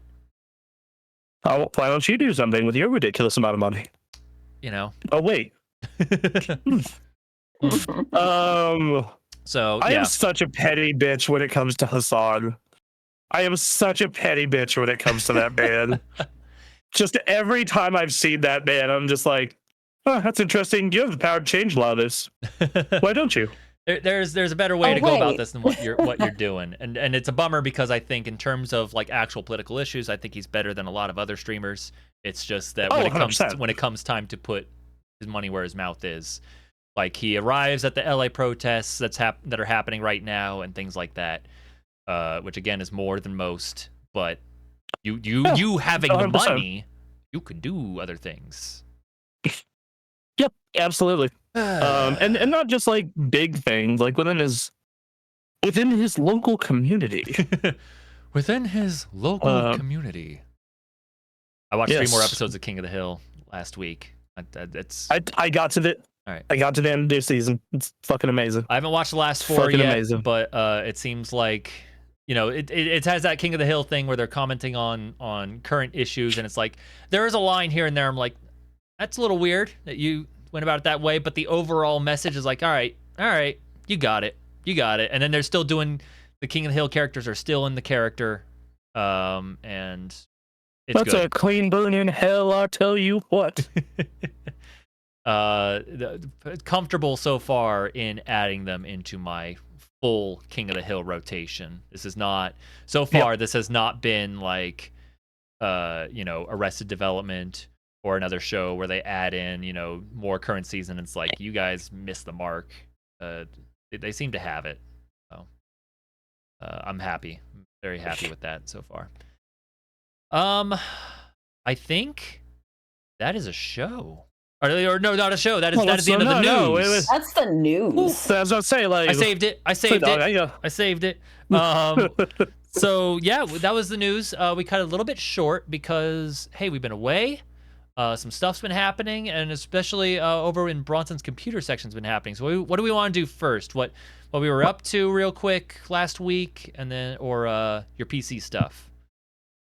Let's I feel like let's do the what we were up to last week, because that's kind of a quick and easy. Hey, we went to San Francisco. We got the whole group together. We got the whole band. Yeah. We did it. We got the band together, and we went to San Francisco, and we had a great time. We went to a Giants game. Yep. That was a super good time. I definitely will make a note to get my food before I sit down next time. That was that definitely. Yeah, I don't recall an event as continuously busy and difficult to get around as that was. Turns out coming to San Francisco on a beautiful day on a Saturday, people are out for a baseball game. For a baseball game. Yeah. For San Francisco Giants, man. Rough. The part that shocked me is like in the park they ran out of hot dogs. Like it's a baseball park. What are you doing? How is that possible? Hot dogs at a baseball park. What? That was wild. So yeah. So noted for next time we go. Fun game. Otherwise, fun place. San Francisco Giants have just amazing aura. Yes, beautiful. That park is wonderful. Oh. That is a wonderful park. Yep. So that was good. And then we checked out the Nintendo store over there. It was so cool. It was so goddamn cool. It was a good time. It was so. I ended up picking up some slippers finally. I needed house slippers so we do not allow shoes of any kind on our carpet. Right. At all. I want to keep it nice. Yeah. Because of that, my slippers have been on outside and everywhere else, so I can't wear them on the carpet. So all last winter my feet were freezing. Yep. Because I hate socks. Can't stand socks. Those socks are the devil. Okay. And so because of that, I ended up buying some Animal Crossing slippers. Yeah. Cute as fuck, I'll tell you that. Yeah, no, they got the Nook Inc. logo on them. It's good shit. I should have gotten slippers. They actually had multiple slippers. I was tempted on getting slippers too. They had Mario slippers. They had Animal Crossing slippers. They had Zelda. They had slippers for any kind of Nintendo franchise you could think of. Slippers existed. I was kind of blown away at they had slippers for whatever your favorite franchise. Well, I mean, limited to what franchises they were marketing in the store at that time. But they had slippers. Which was pretty much all the big ones. It was Mario, Zelda, Donkey Kong, not Smash Bros. No Smash Zelda, Bros. Zelda, Pikmin, Splatoon. Did I say Animal Crossing already? Yeah. Animal Crossing, and then they had a very small section for Metroid. Yes. Metroid did not have slippers though. No, which is a bummer. They should. They had a very tiny water bottle.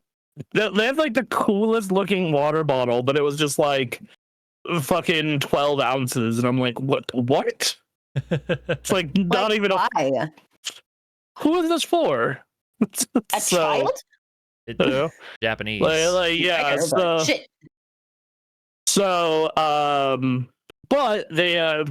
So I picked up a really nice throw blanket, which will replace the Xbox 20th anniversary throw blanket. All right. I am divesting Xbox from my life.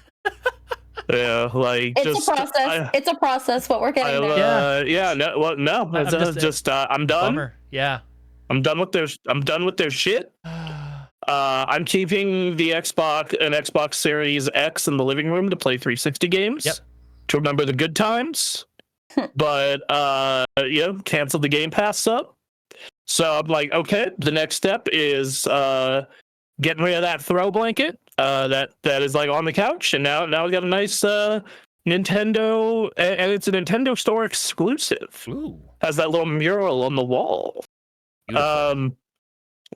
And then the sons of bitches got me because they had 2 of the last 5 amiibo I'm looking for. Aha! Yes. They got like I was content with the slipper and the blanket. I was maybe gonna get a pillow. Just said fuck the pillow the second I saw the amiibo wall. The 2 of the last 5 amiibo, and I was like, it's time. Yep. It's time. I'm missing very few. I'm missing the Famicom color version of Raw. Okay. I am missing the Mii Gunner. Mm-hmm. I am missing Meta Knight. Oh. And then I already have Fox, but his arm broke off. Oh. So I do want to replace my Fox. Yeah. But yeah, dog, I'm almost done. All right. I'm almost free. I'm almost free. For now. And then they put out a new Smash Brothers game and had 20 new characters. Exactly right. Yeah. Back to square one. All right, we're going to San Francisco. They had figurines because they had statues in front of like each section, and then they had figurines of those statues, which were like $50 each. Thought about it, didn't. I nearly bought the Mario one and the Pikmin one. But I was like, okay, no, we're not gonna. Yep. Not spending money here. Yeah. I was bummed about the Pokemon section. I feel like they could have done more, but also expanded a little more. Right, yeah. But also like I was watching Pokemon World Championships. Part of going there is they have an entire Pokemon Center section, and it's literally just like a warehouse. It's like one big PAX room size, and you're just going through and there's stuff to buy that's Pokemon. But in this small corner, it was like, yo dog, Charmander, Squirtle, Bulbasaur, and they had a few other things here hats. and there. They were hats. There were hats. There were plushies, little things here and there. But Duncan nearly bought a jacket, didn't? Yeah, I almost bought a hoodie myself. Didn't. I have never been so happy to be fat. Yeah. There were so many shirts in there that I would have gone ham on, and they're like, oh dang, you don't have 4X, don't have 5X, I guess I'm out. Ah, shit. Like, good game, everybody. Yep. Good game. GG's. GG's all around. I will say the next time I go there, I want to get their coffee set. Yeah. So they have I was tempted on getting that coffee set too. I was like, fuck. Yeah, like they but had I wouldn't use it because it's fucking Animal Crossing. Like they roast, man. Yeah, they have like a Brewster cup and saucer, the Roost coffee grinder, and then a coffee bean holder. Well, so you have the whole set. Yeah. So now they need to do to Brewster espresso machine and then just be done. Right. Have the whole shebang. Exactly. Game over. Fuck. Yeah, that was pretty wild. Emily, what did you get? So I got a Animal Crossing tote bag. Right. I got this necklace right here. It's a stacker. Okay. It's all in one, so all right, it's all the power-ups for Mario. Looks great. All right. What else I got? 2 water bottles. 2. I have a Kirby one. Well, here's the thing. I got a Kirby one for me. Uh-huh.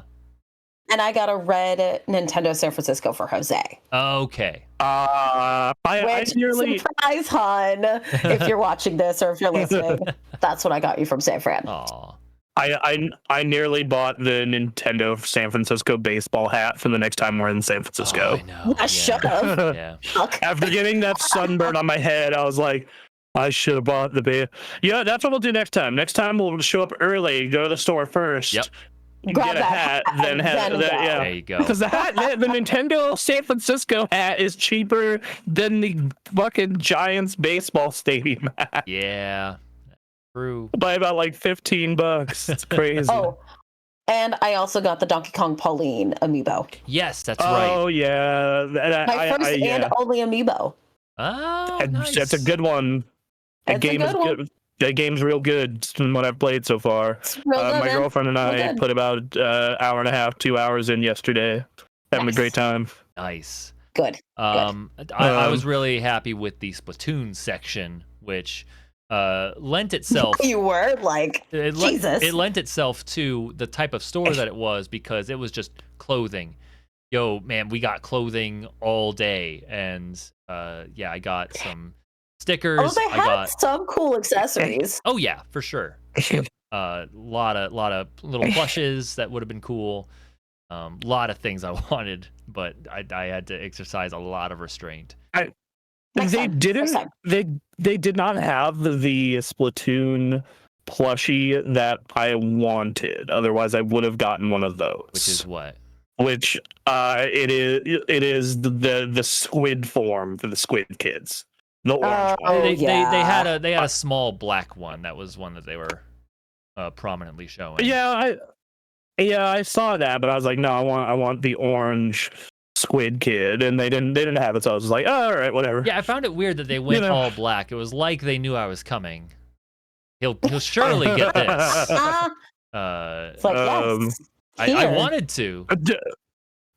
Let me tell you, if certain financial things in my life did happen right prior to the trip, I only blew $97. If I did not have those things happen, I probably would have blown like $400. Because dog, there were pillows there that looked great. They had, Dude, those pillows look comfy as fuck. I'm not gonna lie to you. The next time I come there, I'm definitely gonna get that Donkey Kong barrel. Dude, I was thinking of getting that barrel. It's like, fuck. That one they at least sell in the online store.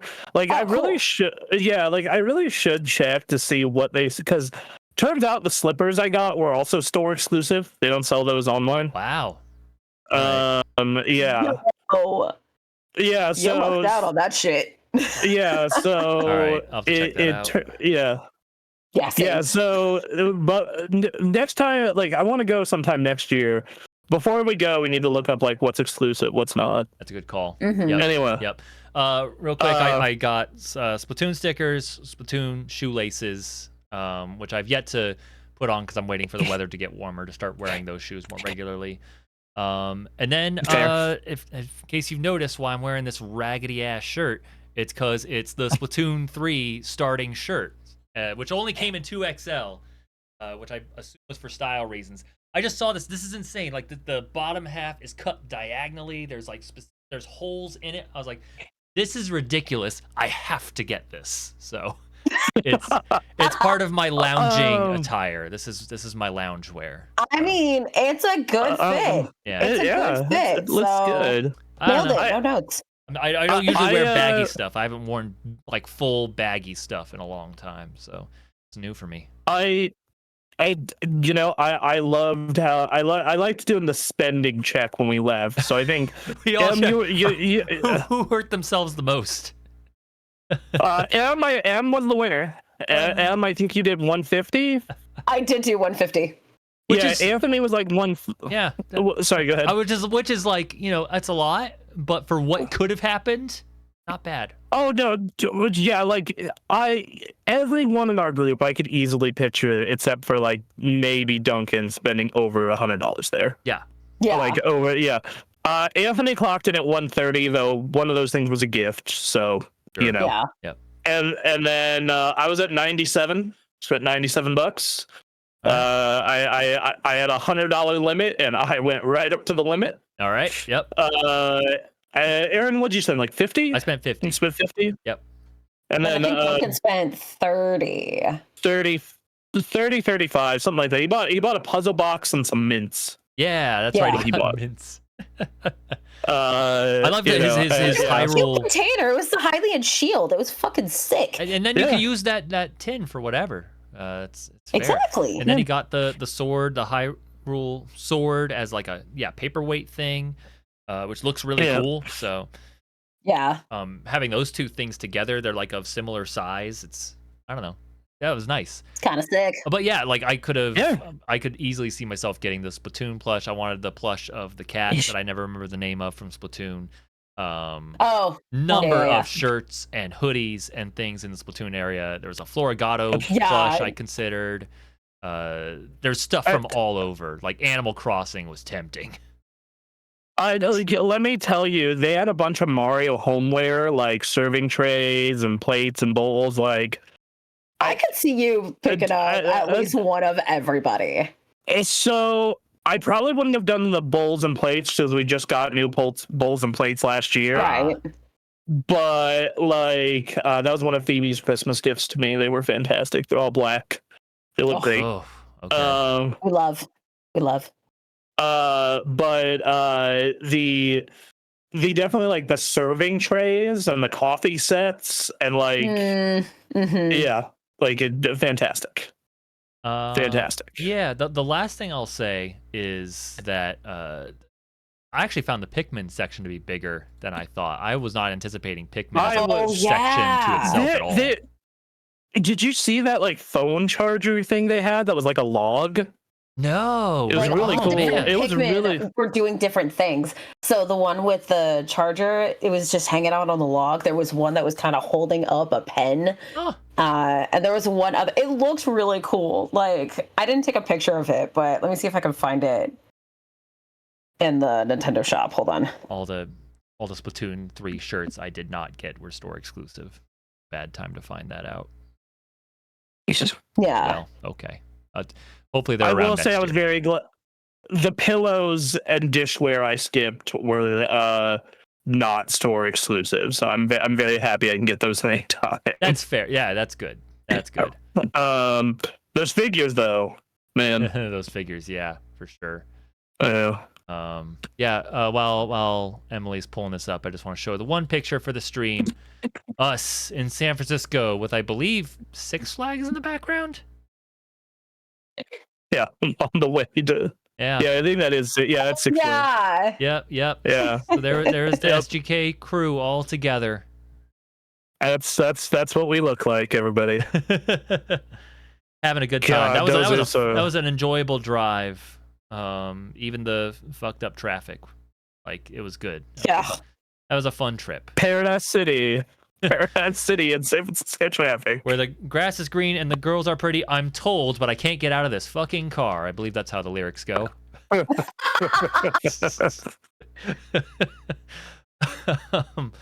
right. Well, yeah. Emily's still looking this up. So we have one last bit we wanted to get through. Bronson, when I got there, you were working on your grand masterpiece of a computer. Yeah, so this couple weeks back, like literally like right before our vacation, my girlfriend and I ordered all the stuff to complete our office. The new computers, in her case, the desk, the shelving. And literally right before the trip, I started building those, the trip to San Francisco. And when I got back, I got done. And it's part of my master plan to effectively turn a PC into a PC and a console at the same time. Interesting. Because I have my PC set up for streaming or just when I want to play on the computer. And then I have hooked it to this television over here, this big ass 55-inch OLED with a Dolby Atmos soundbar and whatnot. And the plan is to make it so, okay, if I want to play a game that's like a more story-based experience or something I don't want to stream on the TV, I just flip over there and put Steam in big picture mode and run it over there, or try and find a way to default to that without screwing with settings too much. And then, just basically use my PC as much as possible while having a high-end PC. I went with a 9950 X3D processor. It's basically the best consumer processor you can get. A 5080, 64 gigs of DDR5 RAM, and a 4 terabyte SSD. Okay. In a really goddamn nice motherboard. Probably the nicest motherboard I've ever owned. It has legitimately, you don't need to screw in the M.2s. They use latches instead. Nice. That's how nice it is. All right. All right. You also don't have clips for the graphics card. You just press a button and it releases. Oh, nice. If you need to take it out, it's just thing is by far the nicest motherboard I've ever used in my entire life. All right. It even has one of those little air code screens. So if you're getting post airs, sick as hell. Amazing computer. So I built that. And it would not boot on Friday night or Thursday. No, it was Thursday night. Would not boot at all. Same with my girlfriend's. And I find out, thanks to the wizardry of Mr. Anthony Ta of the SGK crew, that apparently RAM has changed since the last time I bought a computer in 2020, and there is specific RAM for AMD and Intel. XMP versus Expo. Found that out. Real kick in the nuts. And what I managed to do is I managed to flash the BIOS firmware to get in and default the settings to use the RAM at a lower frequency that AMD accepts. So I was able to get both computers mostly built, other than on my girlfriend's computer, I needed a fan hub because she had way too many fans for what the motherboard could support. Got that, got it installed, her computer done and good to go. My computer, I was waiting on a fan extender because her case is an aquarium case, so you don't have to move stuff as far, thankfully. I still had to use 2 fan extenders, but not nearly as bad. And then mine is just a full tower, and one of the fan cables is too short. All the others, fine, just one too short. Oh my lord! So okay. I had to wait for. So I got mine built, except I was gonna need to swap the RAM, and I was gonna need a fan extender. Those weren't gonna get there till Saturday. Come in Saturday, swap to the proper RAM that I ordered off Amazon. Did the same thing on my girlfriend's computer. Installed the fan extenders, installed the hub with hers before we left. Both run great. Both run perfect. Yep. They're great. So PC building, not as Legos as people says. In fact, I still had to mess around with a bunch of settings and whatnot in Windows and other stuff to get it where it needed to be. So those were the first hurdles. Those were the first few problems on the way to glory. The next issue that I had was I no longer want, if I'm going to use any game on the television, it either needs to have the option in the settings to choose your monitor, or it needs to be on Steam. Because I can set Steam Big Picture mode to when I boot Big Picture mode to go to a particular monitor, and it will boot all games on that monitor. Yeah. Xbox, Game Pass application, Epic Game Store, Battle.net, all don't have those options. So if I am going to be playing a game on the television, it better be on Steam. Otherwise, it is potentially a giant pain in the ass. Right. Because then I need to go into Windows and change my primary monitor, and then when I'm done, I need to flip it back. Right. So I ran a bunch of benchmarking, but I want to get into that last, because the last hurdle I ran into was a game. And it was a very firm reminder of why I should always own a PlayStation in the house, at least. Sure. Because, hey, the Madden trial came out. Right. You play Madden, do a trial, 10 hours. And I loaded on my PC. At first, it's fine. It looks amazing on the OLED screen, 1440p, maxed at settings. Like, I'm playing great. I'm having a good time. And it crashes. 5080 driver error. I'm like, oh, okay, maybe I just didn't download the new drivers. Go check the drivers. There's new drivers. I update my drivers. Still having problems. Right. No, just still having issues. Okay, still crashing. I go in, I look on Reddit and a couple other places, and they're like, oh, yeah, no, this was a problem last year.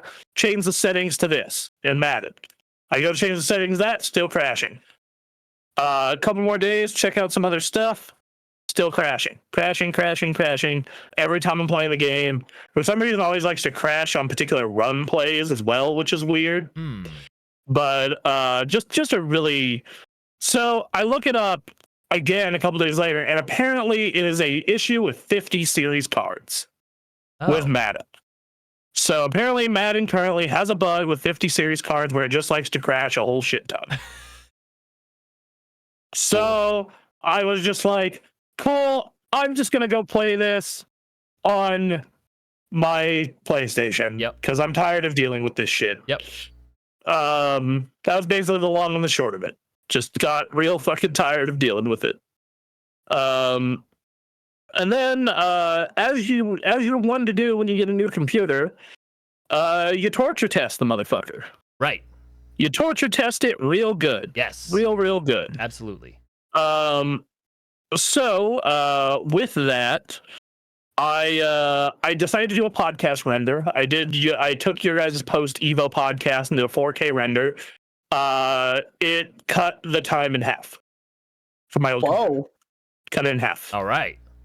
So what used to be an hour, 25 to 30 minutes. Dang. Yep. Oh, another hurdle I had is I have a very fancy CPU cooler that has a monitor on, tiny monitor. Okay. That you can put your own movies and GIFs on, but for some reason it would not save, and I just looked up online that the software was shit. But then it wasn't booting when I booted into Windows, and turns out you had to manually go in and set it up as a startup program with Windows. It didn't do it by default. Rude. Huh. Really, just so fucking rude. Not a big deal. Just kind of annoying. Is what it is. Anyway, I kind of broke the benchmark games into 3 categories of how they ran. Mm-hmm. First category is these games ran at over like 150 to up to, I'm not kidding when I say this, 500 FPS. Oh. Max settings, native. They're old. They're really old. But Baldur's Gate 3, 200 FPS locked. No problem. At least in Act 1 where I am. Yeah. Halo Infinite and Halo Infinite, 200 FPS max settings. No problem. All right. MCC, Halo 3 at least, 500 FPS. Yeah. Holy shit. And these are all max settings set as high as you can go with no DLSS. No frame gen, no nothing. Okay. Damn. BioShock Remastered, 500 FPS. WoW Retail.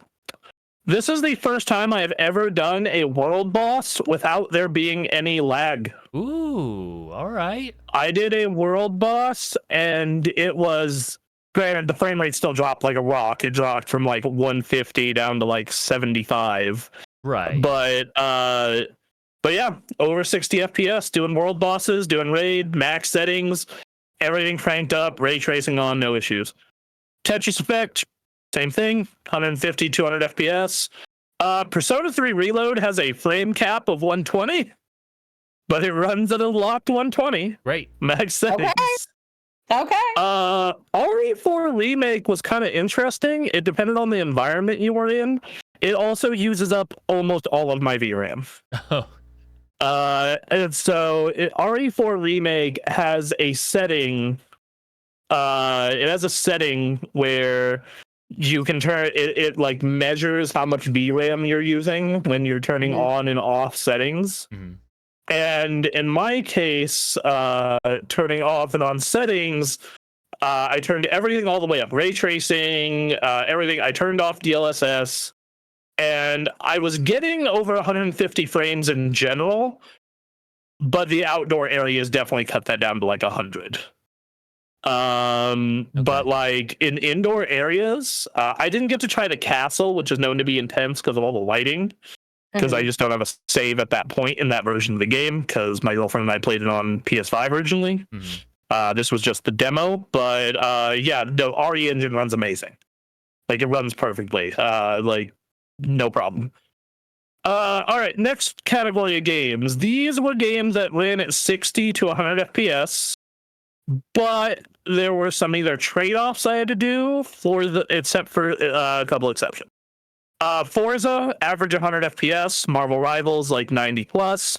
This is, once again, no DLSS, native 1440p max settings. Space Marine 2 hovered around 60 to 70. Crisis Remastered, 80 plus. All right. FF16 demo, 80 plus. Crisis Remastered isn't even that old. It's like 5 years old. No, it's just funny. Crisis is still, still here. They even have a setting.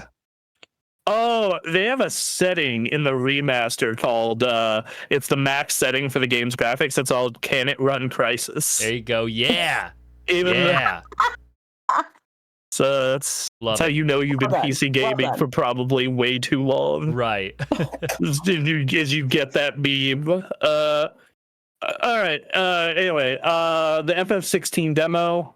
So I wanted to try Jedi Survivor because it was apparently optimized piss poor on PC. Either they fixed it, or this computer is just completely brute forcing its way through it. Because I was getting 80 FPS the entire time on the intro. Well, okay, no problem. All right.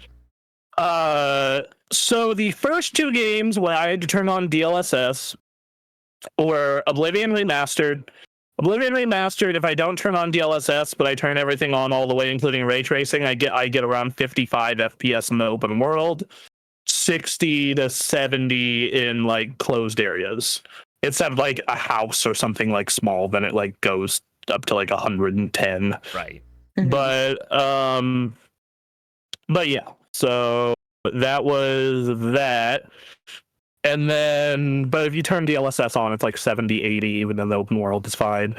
Cyberpunk. So if you turn everything in Cyberpunk all the way up, all the way on, it's going to be about 80 FPS to 90 FPS.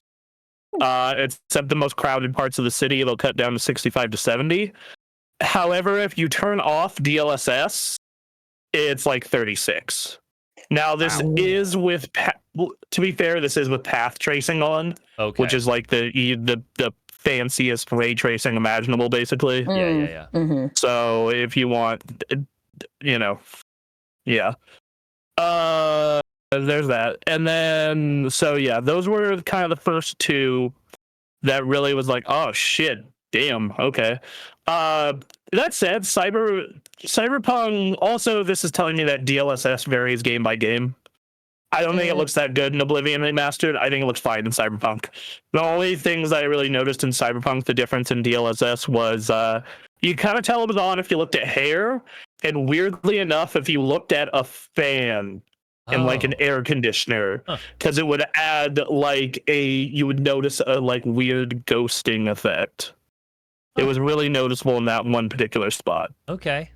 All right. So the last four, these were the problem children.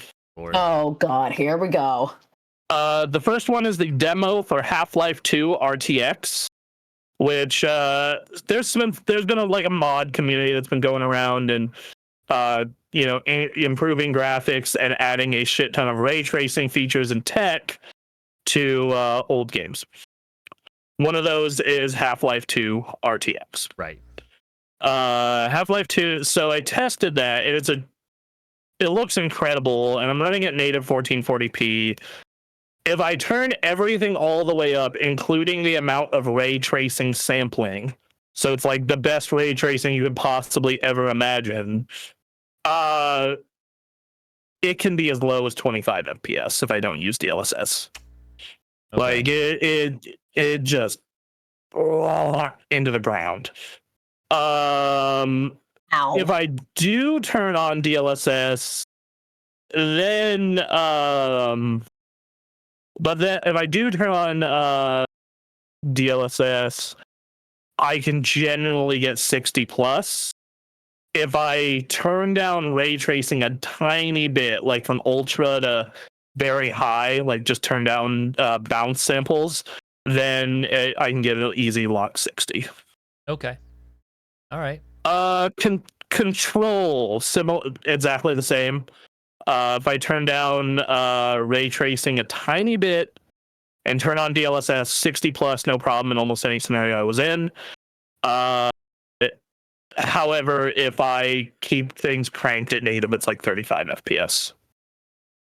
Okay. Then we have Indiana Jones and the Great Circle. This one makes you turn on DLSS if you turn on ray tracing, or if you turn on the max supreme ray tracing. It's like, no, dog, there's no way in hell we're making you turn it on. If I do that and turn on everything else all the way up, Indiana Jones and the Great Circle runs at about 45 to 55 FPS in the open world. And then in the closed environments, like the temples and those kind of areas, easy 60 plus, no problems. And then finally, Alan Wake 2. the big boy, the PC killer. Yep. When I first boot up the game, I was running at like 90 FPS. I was like, what the fuck? That can't be right. And it's because ray tracing was off. Oh, okay. Because ray tracing was off by default. I was like, oh, okay. All right. I turned ray tracing all the way up, turned all the scaling tech off, and I was getting about 35-ish FPS. Okay. In the more intense sections of the forest and in lighting areas, you're probably looking at like 28 to 32. And then you turn on DLSS and it's fine. It goes immediately up to 60. Okay. I will say this whole experiment taught me there is no way in hell native 4K gaming is a thing. Everyone's using upscaling. If I am getting these results with the second best graphics card you can get at 1440p, fucking 4K native for like AAA video game, like indie games, it's fine. Like you run Persona 3 Reload or like Mirage Feathers or fucking Mighty Morphin Power Rangers at 4K 60, no goddamn problem. Street Fighter, same thing. But the second you try and do something more intense, like one of the ones I just listed, it's either DLSS or get fucked. Right. Yep. It's DLSS or get fucked. There's no way you're doing it otherwise. Right. Anyway, we're about 10 minutes over. We'll wrap it up quick here. But just final thought on your computer. Looks good. Do you feel good for the next few years? Honestly, I do not foresee myself upgrading anything in this except for maybe the graphics card for at least 5 or 6 years. And the only way I would upgrade the graphics card is if I started running into really hardcore VRAM issues. I just don't see it.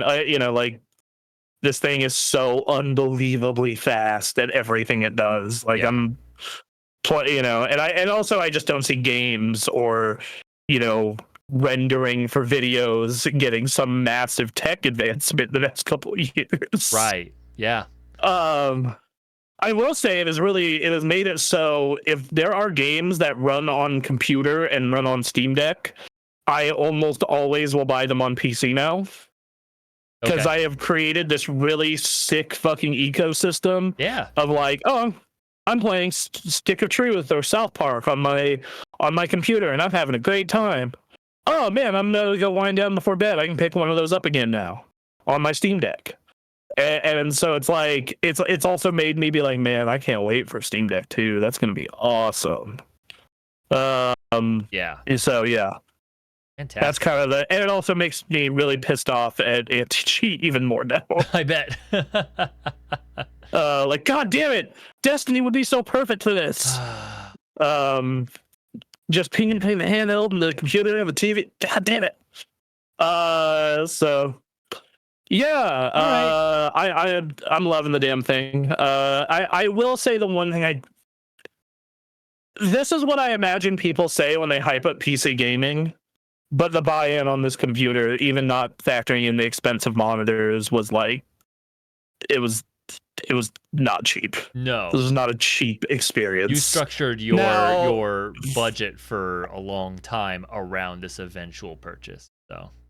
Yes, exactly. Like this was like a long-term thing. In fact, I was gonna wait till September, but I fell into some money recently, and I was like, well, I mean, fuck it, 2 months early, let's go. Yep. So yeah. No, all right. Love it. Big fan. I will say that compared to my last two PCs, which I felt like I was getting a bargain, this very much feels like I am getting what I paid for. Good. So, like, all right. The last ones felt like, man, these are a deal. I'm getting amazing performance for the price. This is like, I paid for this. This better run this way. We'll be hearing reports on your computer throughout the following weeks and months. As more games come out and test them out. Yep, absolutely. Fantastic. Anyway, we'll do some quick hits. We'll go over the post Evo stuff, and then Battlefield and Donkey Kong, and then we'll call the show. Sorry, we're running a bit long, everyone. Battlefield 6 beta is incredible.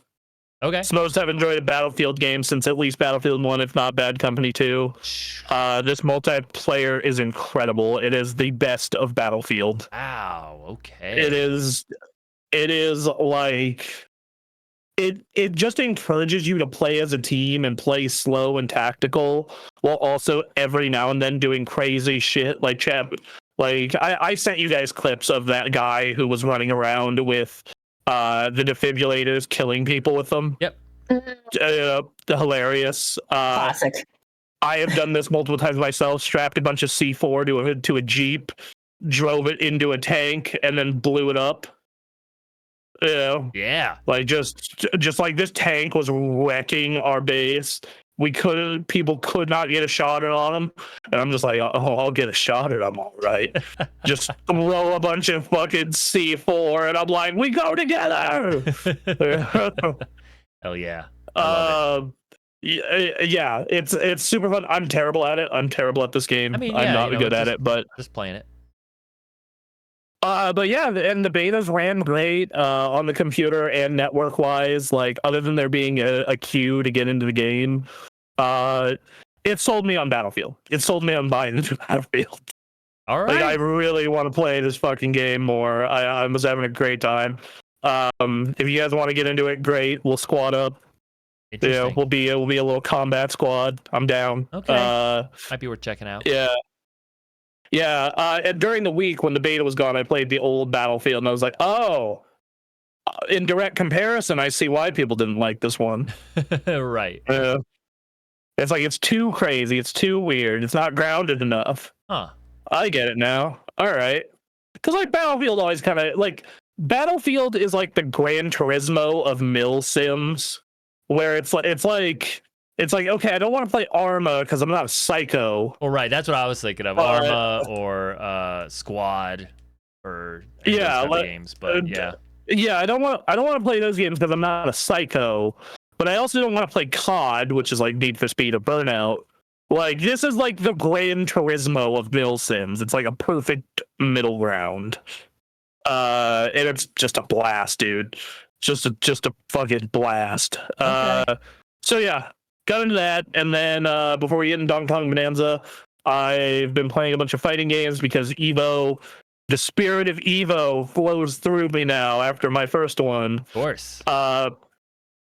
It is probably my favorite con now. Just watch, just the vibe. The vibe is so good. There's just this energy of just everyone's here dinging on fighting games, you know. Cool. Yeah, Marvel Top 8 was this, but I got back into fighting games. Been playing a bunch of Street Fighter 6, bouncing around, trying the characters I missed. I love Mai. She's super fun. Cool. Mai is super fun. I got to Diamond 2 with Terry, but I don't particularly care for him. Right. And I got to Diamond 4 with Sagat, and I really don't care for him. Right. It's like, I get why he's good, but this is so goddamn boring. And then I played Strive, because, man, if you want to get into Guilty Gear Strive, it feels like everything and everyone at Evo is trying to get you into it. And what that has caused is, like, I was like, maybe I should get back into Strive. And I booted up Strive, and it was like, I was doing this. Went to the tutorial combo challenges again. I was like, all right, I'm ready to go online now. And then I remembered that game's online lobbies, and getting into a match with another human being that you don't know is fucking torture. Not good. And awful. And I was like, this is why I didn't get into Strive. Its online system is bullshit. I'm wondering if they're going to change that for 2.0. I wonder. If they just add a quick match option and a ranked option, yep, I would probably dig down real hard on Strive. Yep. I would probably get deep into Strive at that point. The fighting games in general have bought full in on lobbies, like in our avatars running around and doing lobbies. And that's fine as long as you have the option to just go in and do the things. And yes, I don't even mind the Dragon Ball FighterZ option where we make you go into the lobby, but in the lobby you talk to do quick, you have the option to rank or casuals. Like, fine. Yeah. Just let me do those things, because this Guilty Gear Strive shit for lobbies and getting into a match ain't it, dude. This sucks. Yeah. Like I saw that Lucy trailer at Evo and I wanted to play her so bad and check out that game, but after dealing with that lobby system and trying to get matches, fuck this. Not worth my time. Not worth the trouble. Fuck this. It's a cool game. I'm super interested in playing that game.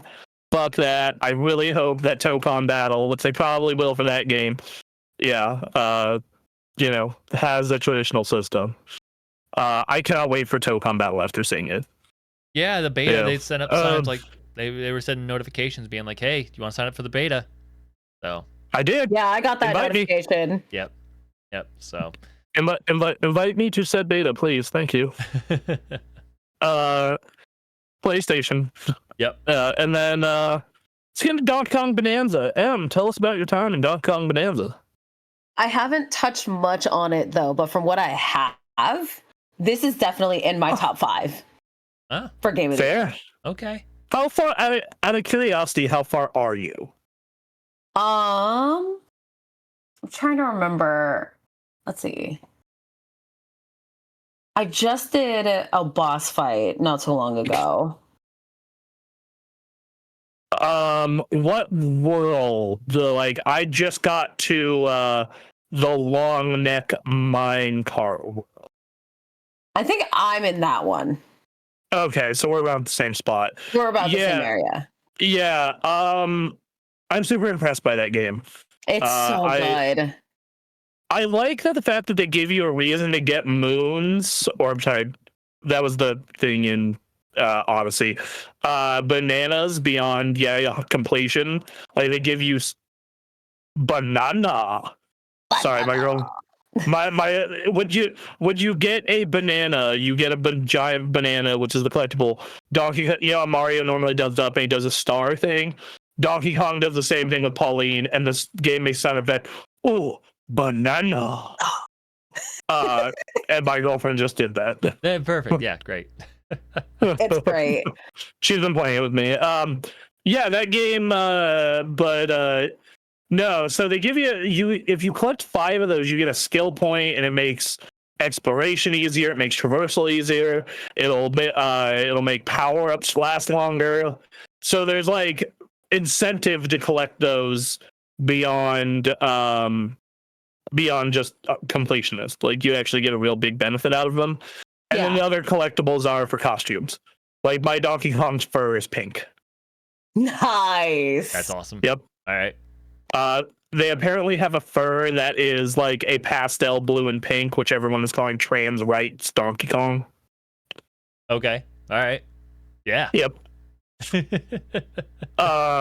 Cool. The worlds are huge. The worlds are huge and creative. It definitely has a Breath of the Wild sense to it, where there'll be a problem, and there's the correct solution. But if that's too hard or you don't want to do it, there's the fun solution. There is the I wonder what happens if I just smash through the walls under me to get over there. Oh, that worked. Oh. Cool. It just has a bunch of moments like that. It very much has the Breath of the Wild Mario Odyssey thing of it encourages you to just try shit to achieve your goals. That's great. So yeah. Wonderful. I love that. It looks beautiful. The soundtrack is catchy as hell. Oh god. I would get this soundtrack on vinyl. That's how good it is. Yes. I ran into they have all these special really hard side challenge levels. Oh yeah. Did you run into the one that's a remake of the first level of Donkey Kong Country yet? Yes. Yes. Yeah, that was so sick. They even played the music. So good. They played Jungle Japes. It was so goddamn good. Yeah, I'm too early in it to say, but if this game keeps up its pace and keeps doing what it's doing, it'll definitely be in the running for Game of the Year for me. It's so charming and funny and cute. Pauline's great. The Bonanza transformations. I've only gotten the first one, but it's so good. It turned Donkey Kong into just a giant hulking destruction machine. SGK. Yeah, and then you hear a sick rock song that Pauline sings. So yeah, no, it's great. Whenever you hear the transformation, there's this amazing rock song that played, and you're just smashing everything. And it plays like the entire time, and it's like, oh, so good. Yeah, it's awesome. If I had to describe this game in like one word, it's like cathartic. It just feels good to smash shit. Yeah, you're just like it just feels good. It's like I am literally catching myself smashing walls, not to get currency or collectibles, just because it's fun. Right. And in a very Nintendo way, I play video games also for, so that's fantastic. Yeah, well, dude, I booted up a game this week where, like, at one point it was like 20 minutes of cutscene to start the game. Yeah, but this is like, nope, you're playing within like 3 minutes. They do a little bit of setup, you get another cutscene, and then you're playing more. It is very much a Nintendo game where you get to the gameplay immediately. Mm-hmm. All I want. Haven't tried the co-op yet. Apparently, the co-op Pauline is really OP. She can just annihilate everything in her path with her voice. Oh my god! I need to do co-op mode now. Fuck. Yeah. And then the amiibo support is a costume. If you scan the amiibo, you get a costume. Nice. Yeah. So, yep. Is it like themed after the amiibo? I don't believe so. Oh, okay. I know it's some costume that you actually get later on in the game. This just gets it faster. Yeah, it gives you Pauline her outfit from Mario Odyssey, and then but just a little, for young Pauline. Yeah, and then I don't know what it gives you for Donkey Kong. So yeah. All right. I was hoping for Pokemon Trainer Donkey Kong. That's fine. I mean, and then you throw the Pokeball out, and Pauline pops out.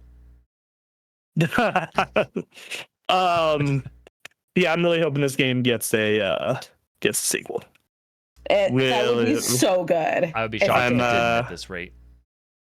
Yeah, it's kind of one of the 4 big games for the system in year 1. Which it's wild to me that people are kind of complaining about the, exclusive first party library. And I'm like, I don't know, dog. There's 5 games in year 1. Because there's Hyrule Warriors that comes out in December. Right. And these are bigger titles, I don't know. Yeah, like you're getting Pokemon, you're getting Metroid, Donkey Kong, Mario Kart, and with Hyrule Warriors. Sony, I'm happy to get. I think the ideal in my mind is like one every 3 months. Yeah, Sony is giving you one every 6 months. You will take it or like it. And that's the thing. Sony is in a situation where like I'm fine with that.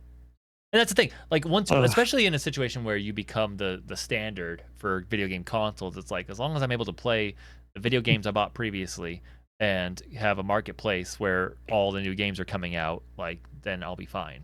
And Nintendo is the console that's portable and has the Nintendo games on it. Like, fine, they'll be fine. Yep. Good lord. Yeah. So anyway, I think that's a show. At the show. Sorry for going long, everyone, but we had a lot to cover. It just is the way it is. But yeah, feel free to follow us on social media. We have a Discord.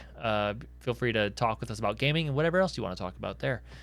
And otherwise, we'll see you around. We'll see you on YouTube. We'll see you on the podcast services and all that. So, bye. Bye. We love you.